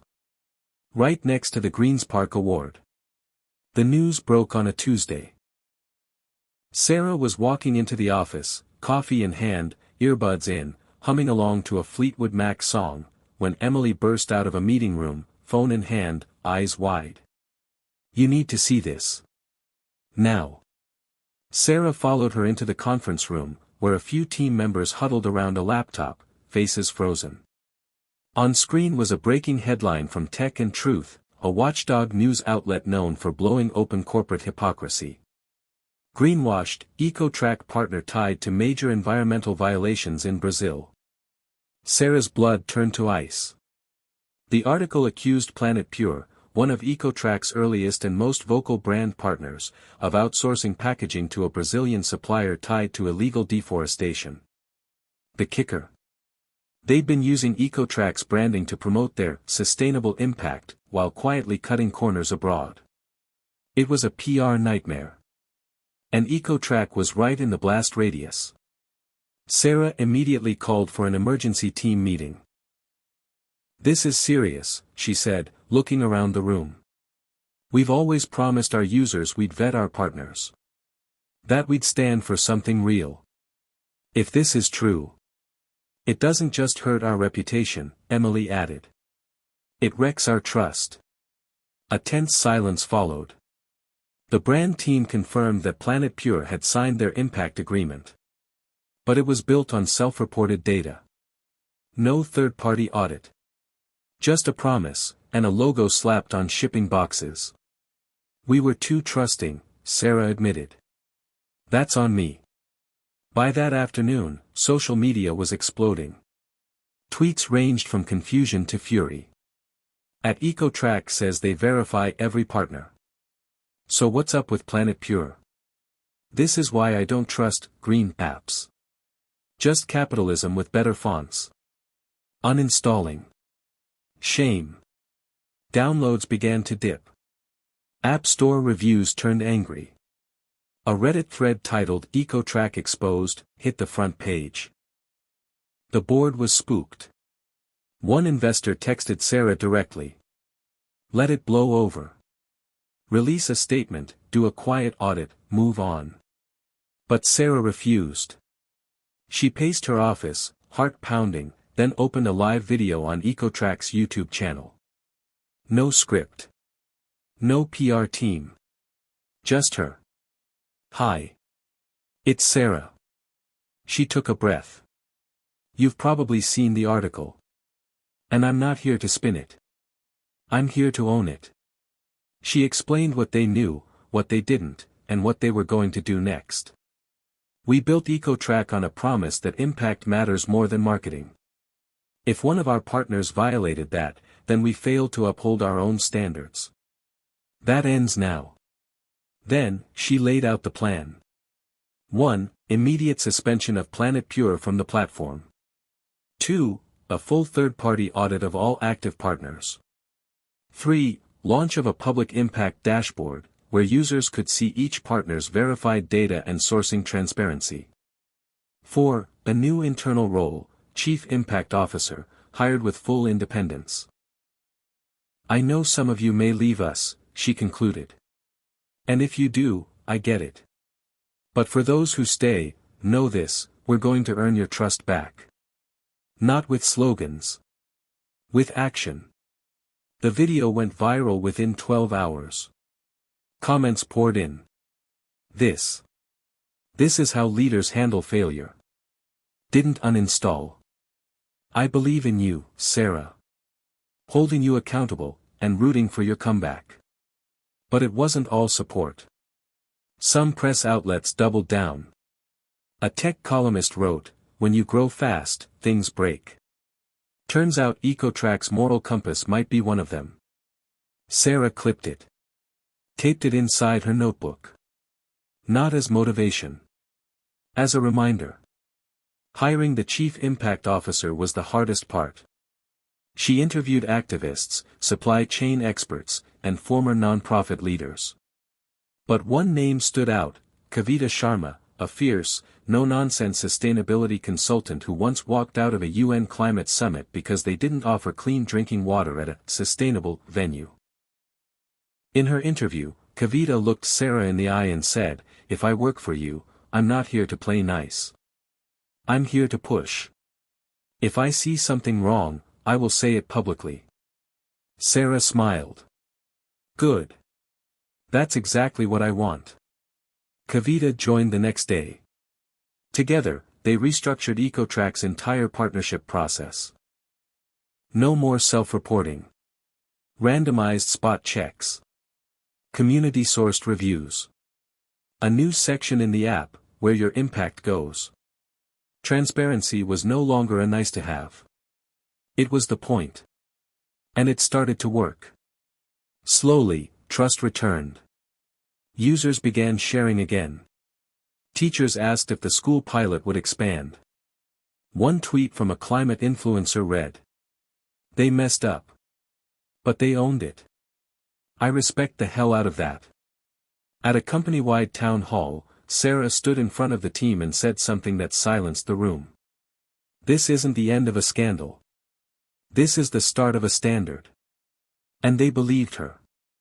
Because when you lead with integrity, even failure becomes a foundation. That Friday, she visited her dad. Brought him a milkshake, like old times. He looked at her, serious. "You okay, kid?" Sarah nodded. Truth hurts. But it's always worth it. She smiled. "I think you just wrote our next tagline." 2 months after the Planet Pure scandal, EcoTrack wasn't just stable. It was rising again. User trust was recovering. The app's new impact transparency dashboard was being praised in sustainability circles as a model for ethical tech.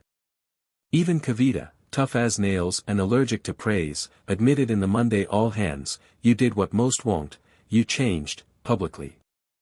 Sarah smiled. Quietly. She wasn't looking for redemption anymore.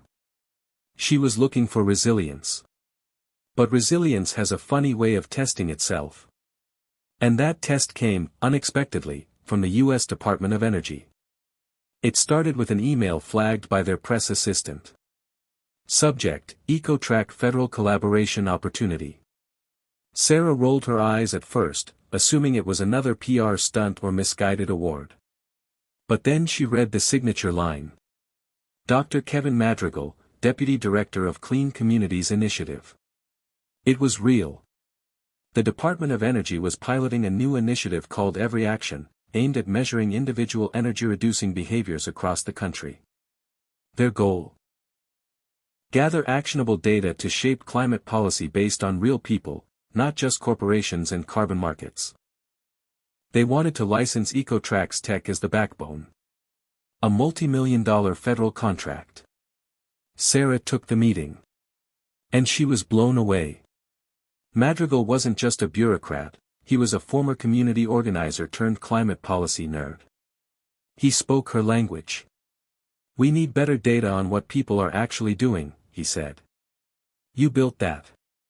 If you license EcoTrack's platform, we'll fund a scaled rollout across schools, city programs, even rural co-ops." Sarah couldn't deny it, it was everything she'd dreamed of. Scale. Impact. Real change. But there was a catch. The contract included a clause.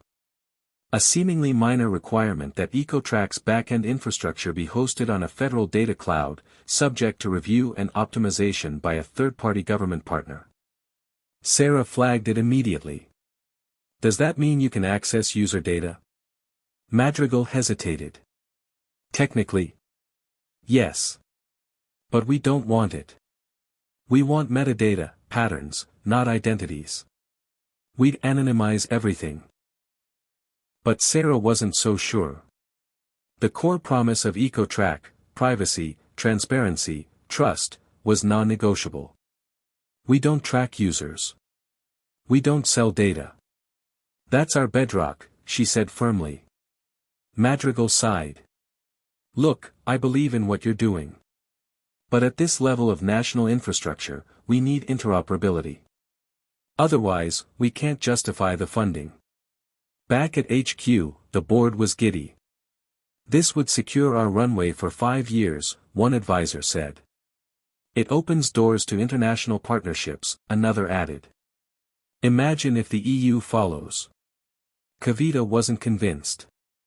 "They want our soul," she said bluntly. "Once you give the government that access, it's over. Even if they promise not to misuse it." Emily was somewhere in the middle. "I get both sides," she said. "But maybe there's a workaround. A firewall? A dual hosting model?" Sarah listened. Then left the meeting in silence. That night, she sat alone at her apartment, reading the contract for the 3rd time. Her dad called, but she didn't answer. She didn't want reassurance. She wanted clarity. At 1:23 a.m., she finally made the call. She FaceTimed Madrigal. "Hey," she said. "Still awake?" He looked surprised. "Yeah.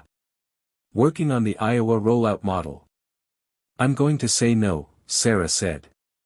His eyebrows rose. "You sure?" "Yes. EcoTrack is built on the idea that no one should have to trade privacy for participation. If that breaks, everything else does too." Madrigal nodded slowly. "I respect that. I really do." She smiled. "But I have a counter." The next day, Sarah returned to the office with a new plan, EcoTrack Public, a de-identified, opt-in version of the app that users could choose to sync with Every Action. Open source code. Community consent baked in. Third-party oversight by nonprofits, not just the government. Data aggregated only after user thresholds are met. It wouldn't get them the full federal contract. But it would get them credibility, and something better than profit. Partnership on their terms. Madrigal called back a week later. "DC lawyers hate it," he said. "But I pushed it through. We're in, pilot only, for now." Sarah grinned. "Pilot's all we need." They launched EcoTrack Public 3 weeks later. Participation was optional. Still, over 80,000 users signed up in the first month, excited to be part of a national shift. Teachers used it to track school-wide efforts. Local governments used the dashboard to shape real community policies. The media called it The first ethical data collaboration in U.S. climate tech history. Sarah didn't celebrate. She just went back to work. Because there was so much more to do. It happened on a Sunday morning. The kind of quiet day when you think nothing could go wrong. Sarah had just returned from a speaking engagement in Austin, her inbox full of press follow-ups, partnership inquiries, and a dozen Slack pings marked urgent. But she ignored it all for once. She made tea.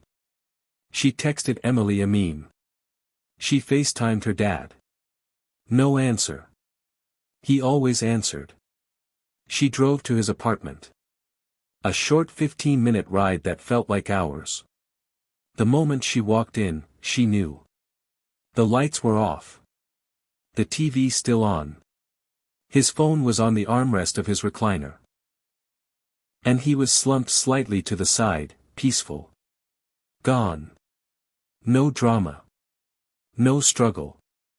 Just, quiet. Like he decided it was time. The funeral was small.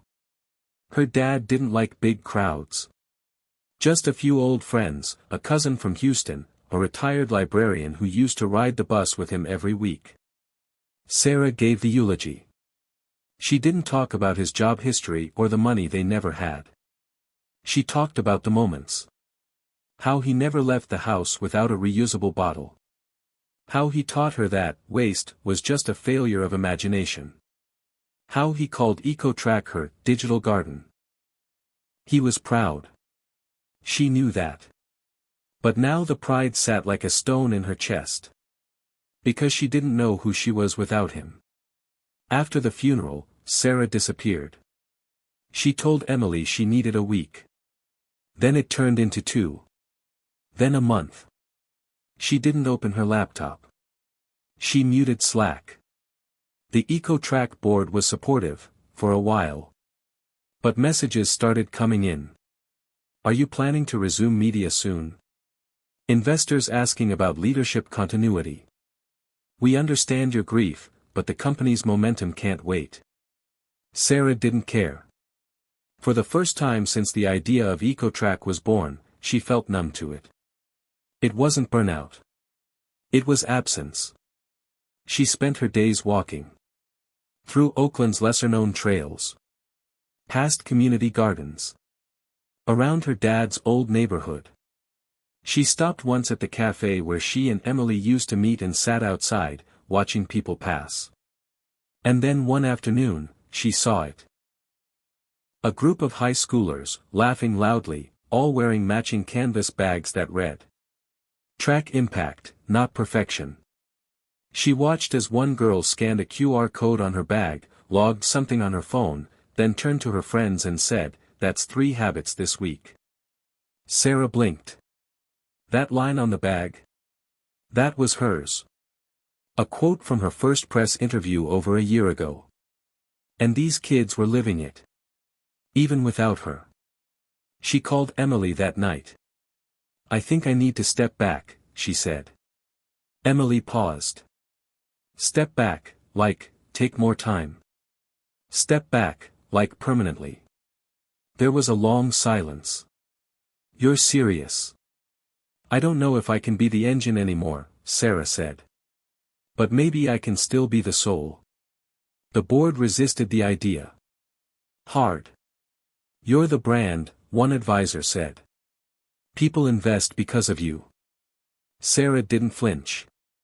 Then they're investing in the wrong thing. She wrote a letter to the EcoTrack community. "You built this. EcoTrack was never just mine. It became what it is because of a shared vision, because of your habits, your stories, your belief in better. It's time for that vision to grow beyond me." She announced her transition to executive chair, effective immediately. Day-to-day would be led by a newly appointed CEO, Emily. The announcement hit press circles within hours. Some praised her grace. Others speculated trouble. She didn't care. At her final all-hands as CEO, she wore jeans, no blazer, and smiled more than she had in months. She looked at her team and said, Leadership is not about holding the mic forever. Sometimes, it's about knowing when to pass it, so the song doesn't stop. And then she logged off. In the weeks that followed, EcoTrack didn't collapse. It flourished. The public impact pilot expanded to 6 new states. A new gamified school toolkit launched. Kavita was featured in a Forbes piece about ethical tech. And the app crossed 500,000 active users. Emily texted her screenshots every now and then. Just to make her smile. And it did. Because Sarah finally understood, her role wasn't to hold the world together. It was to spark it. One evening, she sat on her dad's porch, the sky just turning golden, and opened her old notebook. The one with quotes, scribbles, dreams. She flipped to the first page. There it was. Her original question. What if we could make every action count? She smiled. They had. And they still would. It didn't take long for the first whispers to turn into shouts. EcoTrack had grown fast, and the world was watching.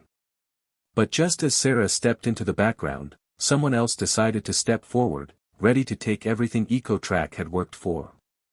It came in the form of a company called Verde Tech, a sleek, Silicon Valley-backed startup that had quietly been watching EcoTrack's rise. A week after Sarah's departure, Verde Tech launched a nearly identical app, right down to the gamified tracking system. They even had a public impact dashboard. The press was curious, but the numbers were what caught everyone's attention. Verde Tech had already signed 2 major global brands, and their user acquisition rate was exploding. The media dubbed it EcoTrack without the strings. But there was one key difference: Verde Tech was AI-driven, and didn't have the same transparency or third-party audits that EcoTrack had fought so hard to establish. Sarah's phone buzzed late one evening. It was Emily. We need to talk. The next morning, Emily sat down in Sarah's now quiet office, staring at the glowing EcoTrack logo on the wall. Her face was unreadable. I've been tracking Verde Tech's growth. They're moving faster than we are, Emily said, her voice tight. They're undercutting us with their AI-powered algorithms. The branding is clean, sleek, and, honestly, seems more efficient than our platform. Sarah frowned. But they're not ethical. No, Emily replied. But, the world isn't all about ethics anymore. Their app is slicker. It uses data to predict your habits before you even do. It's faster. The same way Uber gets you an Uber, Verde Tech gets you a carbon footprint measurement. And they don't care if people understand it, Sarah added, the words hitting her chest like a weight. Emily nodded. Exactly. And the worst part? They're copying us. But they're willing to play dirty. They're not bogged down by transparency or third-party audits. They're willing to bend the truth to gain market share. I thought we were always going to be the alternative, Sarah murmured, mostly to herself. The ethical choice. We are, Emily said firmly. But we're running out of time. That night, Sarah couldn't sleep. Verde Tech wasn't just a competitor, they were a mirror. They were doing what EcoTrack could have been, if it had chosen a different path. They were everything EcoTrack was fighting against, a streamlined version of the future, fast, efficient, but morally ambiguous. She picked up the phone and dialed Kavita. Her voice came through instantly. Kavita, you awake? Always, came the dry reply. What's up? I need your help, Sarah said, her voice suddenly tight. I need us to rethink everything. We need to move faster, without losing who we are. Kavita didn't respond for a moment, then said, You're asking for a miracle. The bigger we get, the more we have to lose. I don't care, Sarah snapped. We need to get ahead of them. We need to make every action matter, more than just a feature, Kavita. We need to make people feel it. Over the next few days, Sarah immersed herself in EcoTrack's code and user data, something she hadn't done since stepping down as CEO. She couldn't help it. The energy, the urgency, was back. It felt like they were fighting for something more than just market share. It was about proving that impact wasn't just a buzzword.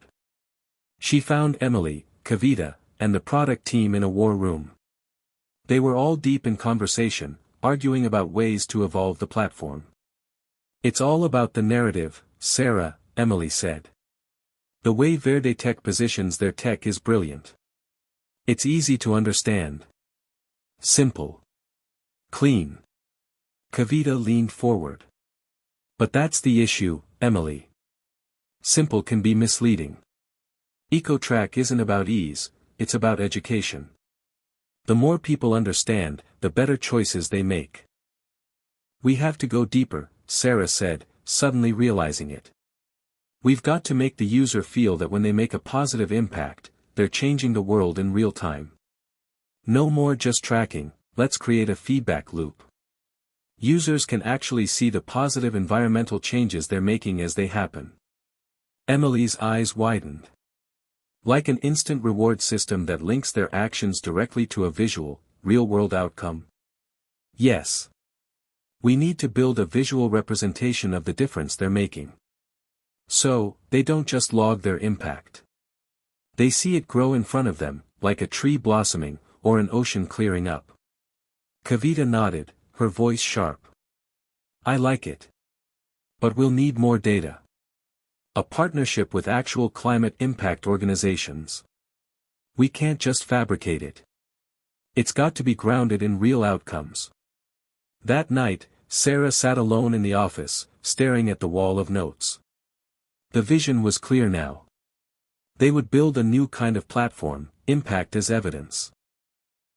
But there was still one problem: they were up against an AI-powered giant with virtually unlimited funding.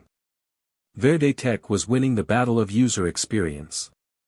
She closed her eyes and thought about her dad.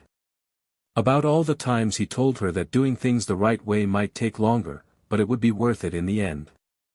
She believed that. But right now, she had no idea if that belief would be enough. The next day, EcoTrack's development team worked through the night. New features were in the making: real-time feedback, deeper analytics for impact tracking, even a visual eco-score that adjusted based on a user's collective environmental decisions. But as they prepared for their next big release, another email came in. Verde Tech was offering a merger. They wanted to buy EcoTrack out completely. Sarah read the message once. Twice. And then she hit reply. It was late afternoon when Sarah opened the email from Verde Tech. It had come in like a typical corporate message, with all the polite buzzwords: opportunity, synergy, growth. But the moment she read the subject line, she knew this was anything but routine. Subject: Strategic Acquisition Proposal from Verde Tech. Her heart raced as she read through the message. Dear Sarah, we at Verde Tech have been impressed with EcoTrack's growth, impact, and potential. After careful consideration, we would like to extend an offer to acquire EcoTrack in its entirety. Our team believes this acquisition would allow us to combine our resources to bring EcoTrack's mission to a larger audience, faster. We are confident that under Verde Tech's umbrella, EcoTrack could accelerate its global reach, increase its influence, and solidify our joint commitment to sustainability. We look forward to discussing the details further. Best regards. Ben Donovan, CEO, Verde Tech. Sarah read it again. And again. The words were no longer just words, they were a heavy weight, a decision she hadn't been prepared for. Verde Tech wanted to own what they had worked for. She called Emily. Did you get the email? Emily's voice was flat, drained. Yeah. And what are we going to do about it? Silence. Sarah, Emily finally said, this isn't just about us anymore. This is about the future of EcoTrack. We're at a crossroads. We either partner up with Verde Tech, or we risk losing everything. For the next several days, the team went into overdrive. The board convened, the leadership team debated. Kavita was skeptical from the start. Selling out to Verde Tech would be the end of what we started, she said. We'd be giving them control. They've already proven they're willing to compromise on the very values we fought to protect. Emily, ever the diplomat, was torn. But think of the opportunity. The funding, the tech resources, the speed of growth. With Verde Tech, we could change the world, Sarah. Faster than we ever could on our own. Faster? Sarah scoffed. Is that all it takes to change the world? Speed? If that's the case, we'd all be driving self-driving cars without thinking about the environmental cost. I'm not saying we give up on our principles, Emily said, her voice quiet but firm. But we have to ask ourselves.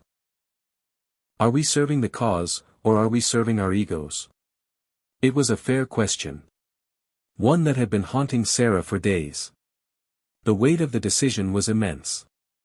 Keep the company independent and risk stagnation, or join forces with a massive corporation and lose everything that made EcoTrack special. That night, Sarah couldn't sleep. The decision felt too big. Her phone buzzed, and she checked the time, 3:24 a.m. It was a message from her dad's old friend, Roy. He'd always been a grounding force for Sarah. A reminder that things were rarely as complicated as they seemed. I hear you're in a tough spot. When I started my business, I had two choices, take the big offer, or hold on to what mattered. In the end, it wasn't about the money. It was about what I could live with. When you look back on this, will you be proud of the choice you made? It felt like a message from another time, one that she needed to hear, especially now. The following morning, Sarah asked for a meeting with the board.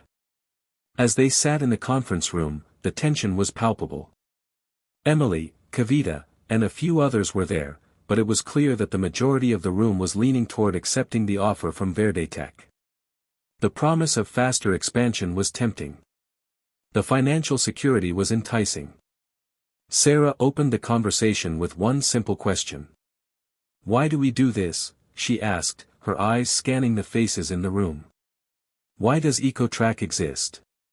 Is it to be the next tech unicorn, or is it to make a difference? Kavita nodded, her voice steady. It's about making a difference. But to do that, we have to grow. And growth requires resources. Verde Tech has those resources. If we can't scale faster, we'll be left behind. Emily added, and they're offering us control. We won't just be another project, they're offering us a seat at the table, the opportunity to shape how this goes. Sarah was quiet for a long moment. She thought of the impact they had already made, the students using the app, the communities in need, the environmentalists who believed in EcoTrack. The idea of losing that, of selling it, felt like something she couldn't bear. No, Sarah said finally. We're not going to sell. Not now, not ever. We didn't create EcoTrack just to become another app in a tech portfolio. We created it because we believe that ethical innovation has a place in this world. And if we lose that, we lose everything. She turned to Emily, her voice softer. We might not have the same resources as Verde Tech. We might not have their speed. But we have something they can't replicate. Our soul. Our commitment to transparency, to sustainability, to making a real difference. The room went silent. Finally, Emily spoke. What are you suggesting then? Sarah smiled. I'm suggesting that we don't need to compromise. We find our own way to scale. We partner with the right allies. We go to the climate organizations, the communities, the governments. We can grow without selling out. Kavita leaned forward. That's the fight I've been waiting for. Over the next few weeks, EcoTrack redefined its strategy. Instead of selling out, they began to leverage their unique value, a community-first model of growth. They started forming new strategic partnerships with environmental organizations, universities, and even local governments who shared their values. Sarah and the team decided to take the long road, to build a product that mattered, to make each action count without compromising on their mission. They began organizing a grassroots campaign called Impact Over Speed. They started seeing the results. Slowly but surely, EcoTrack's reputation for being a trustworthy, user-centered platform gained more traction. New investors, aligned with their values, started backing the company. They didn't need the big corporate merger, they just needed time, and the courage to believe in what they stood for. One evening, months later, Sarah stood in front of a crowd at a major climate conference, presenting EcoTrack's new iteration. There were no glitzy promises of immediate impact, just the steady, enduring belief in the work they were doing. As she finished her presentation, she was met with a round of applause. Not just from the crowd, but from herself. They had done it. She looked down at her phone to see a message from Emily. "We've got this, Sarah. Together." And for the first time in a long while, Sarah believed it. They weren't just surviving, they were thriving. EcoTrack was on the rise. After rejecting the merger with Verde Tech, Sarah's decision had sparked a series of events that led the company into new and unexpected territory. They were no longer just another startup trying to catch up with the tech giants. They were now carving their own niche, with a clear vision, and the world was starting to take notice. But the road ahead wasn't going to be easy. Success brought new challenges, especially when you were up against well-established corporations with vast resources and influence. The first sign of trouble came when EcoTrack's new initiative, Impact Over Speed, was met with mixed reactions from some of the larger players in the tech world. While many hailed EcoTrack for sticking to its ethical principles, a few key industry leaders saw it as a direct threat to the status quo. It didn't take long for rumors to circulate about potential industry retaliation. Competitors, especially those with deep pockets, began offering similar sustainability tracking apps with even more streamlined features, and at a cheaper price. Sarah sat in the company's war room with Emily and Kavita, staring at a report on their latest competitor, GreenPath. GreenPath had entered the market late but was quickly gaining traction by offering a highly optimized app experience that allowed users to track their carbon footprint with minimal effort. They even offered a monthly subscription that promised to give users access to premium environmental insights and personalized sustainability recommendations. The app was beautiful, easy to use, and, most importantly, offered a free trial that captured millions of users. Emily was the first to speak. "They've got everything we don't: simplicity, user acquisition, and a price point that undercuts us. We're going to have a hard time keeping up with them if we don't make some changes." Kavita, ever the realist, added, "They've also got the funding. They've partnered with major tech investors, which means they've got the resources to scale faster than we can. If we don't act now, they'll eat our lunch." Sarah clenched her fists, frustration bubbling up. "They might have resources, but they're not us. They don't have the heart of this movement, the integrity that we've built. We just need to prove that." Emily shook her head. "It's not just about heart, Sarah. It's about scale. People want convenience. And they're getting it from GreenPath." Sarah leaned forward, her voice firm. "Then we'll meet them head-on. We'll make convenience part of our values, but we'll never compromise our mission. We need to make every user feel like they're part of something bigger, not just tracking numbers on a screen." Kavita raised an eyebrow. "Are you suggesting that we shift our approach? Maybe make the platform more intuitive, with a simpler interface?" "I'm not suggesting we become them," Sarah said with a smile. "But I think it's time we give the people what they want. A cleaner, faster experience with the same depth of impact." For the next few weeks, EcoTrack's development team worked around the clock. They made significant updates to the app, prioritizing a simplified user experience without losing the core values that made EcoTrack stand out. They streamlined the registration process, created a customizable dashboard for users, and integrated AI-powered suggestions to help users make more sustainable choices.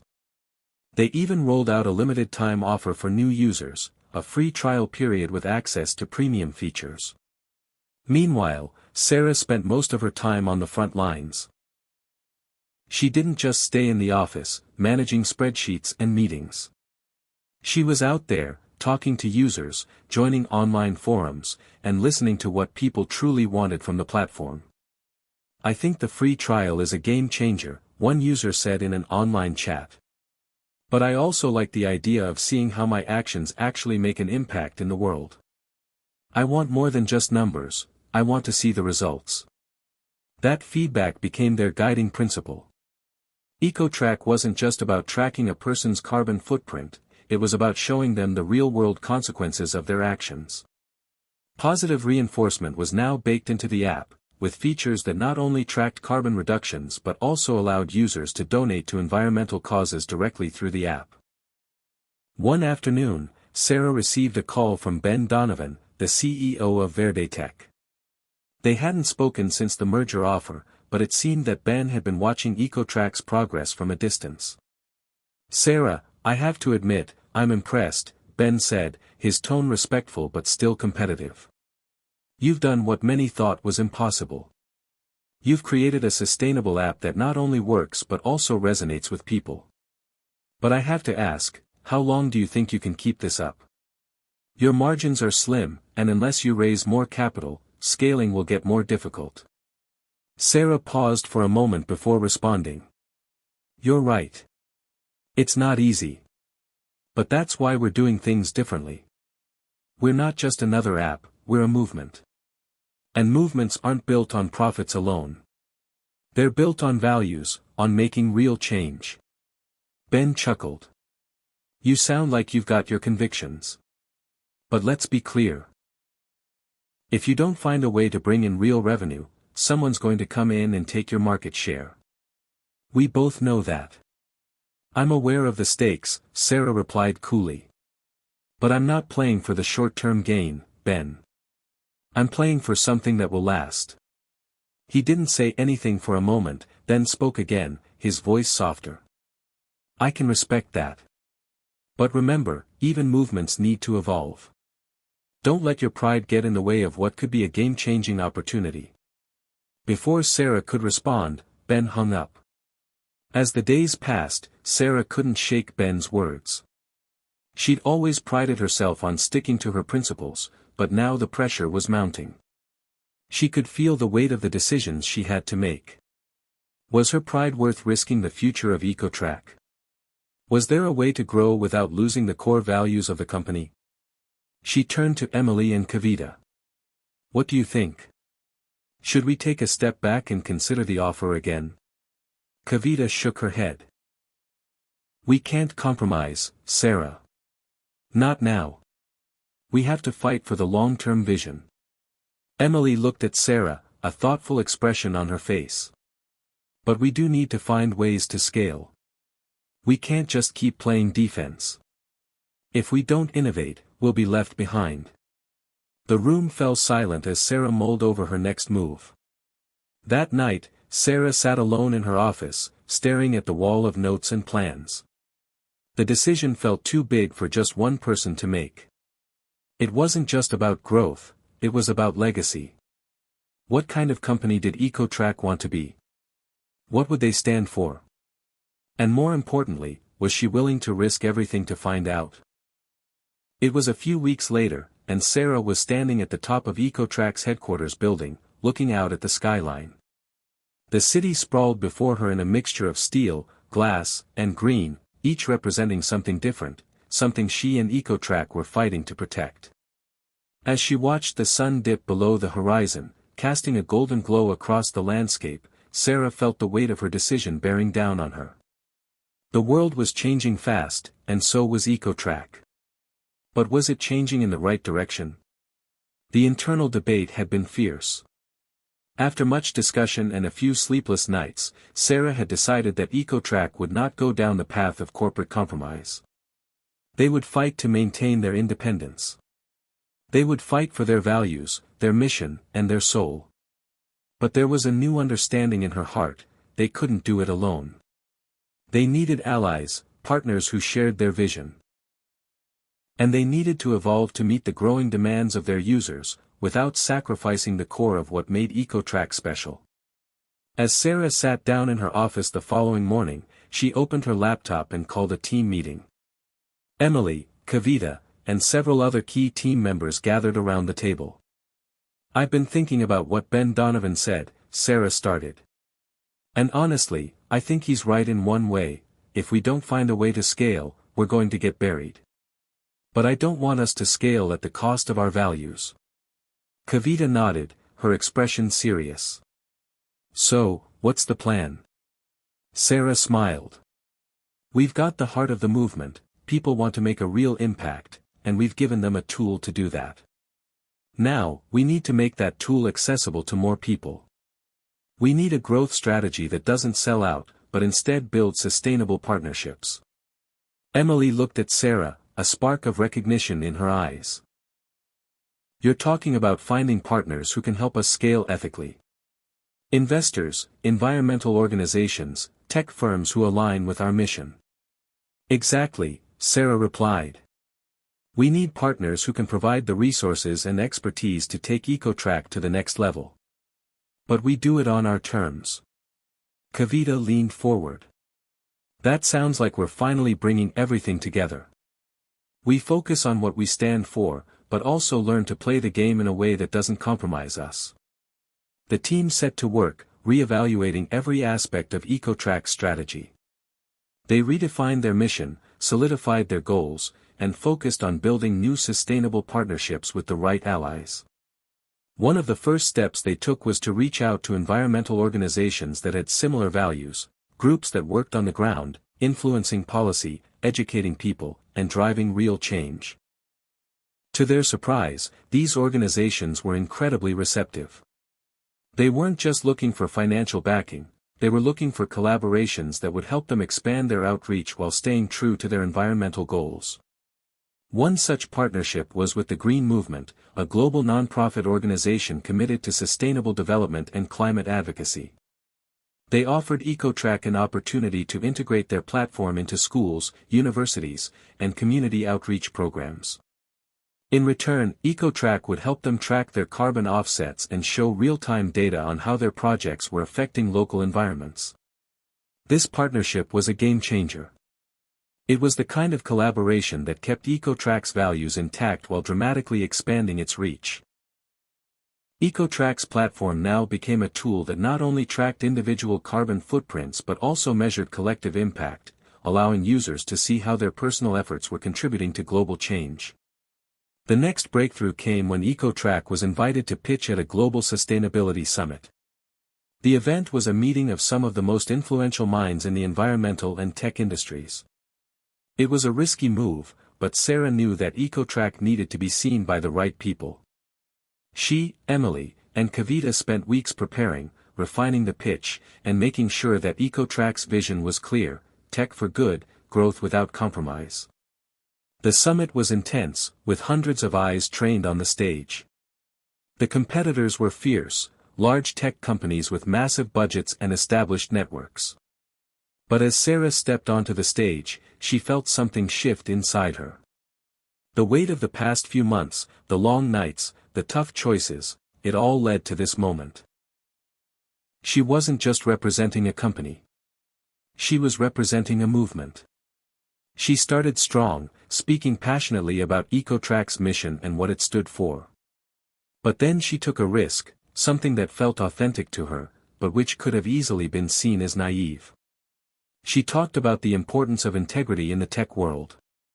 She talked about how companies needed to stop hiding behind sustainability buzzwords and start showing actual results. "You can't put a price tag on authenticity," she said, her voice steady and strong. "The world has had enough of hollow promises. What people want is to see real change. And that's exactly what EcoTrack is about. We're not just a platform, we're a movement. We're not selling a product, we're building a future."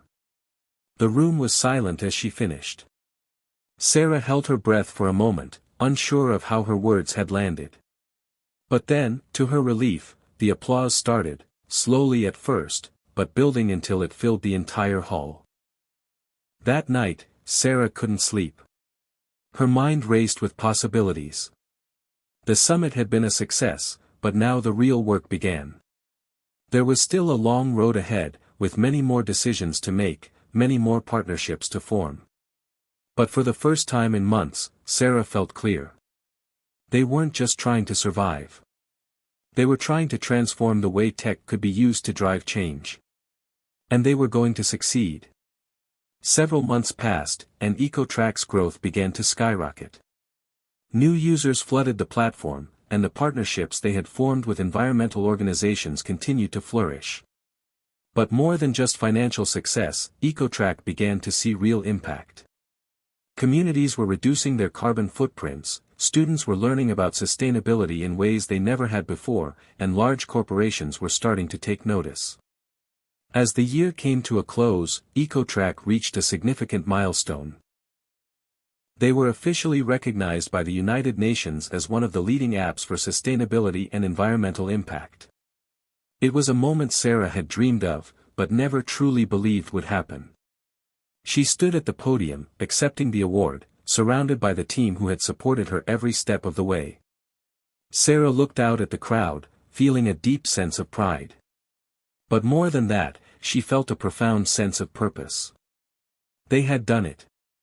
They had taken the hard road, the road that didn't promise instant gratification, but that ultimately led them to a place where they could make a lasting difference.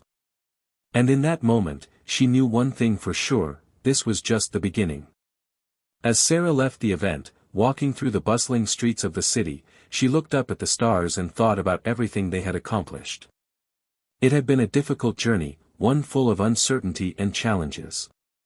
But it had also been a journey of growth. Not just for EcoTrack, but for herself. She had learned to trust her instincts, to stay true to her values, and to believe that true change was possible. And now, as the city hummed with energy around her, she knew they were on the verge of something even bigger. EcoTrack wasn't just a company. It was a legacy of people, passion, and purpose. And Sarah was ready to lead it into the future. Hit subscribe and leave a comment with where you're watching from. This story might just spark a new beginning. What's one thing that always pushes you forward, even when things get tough?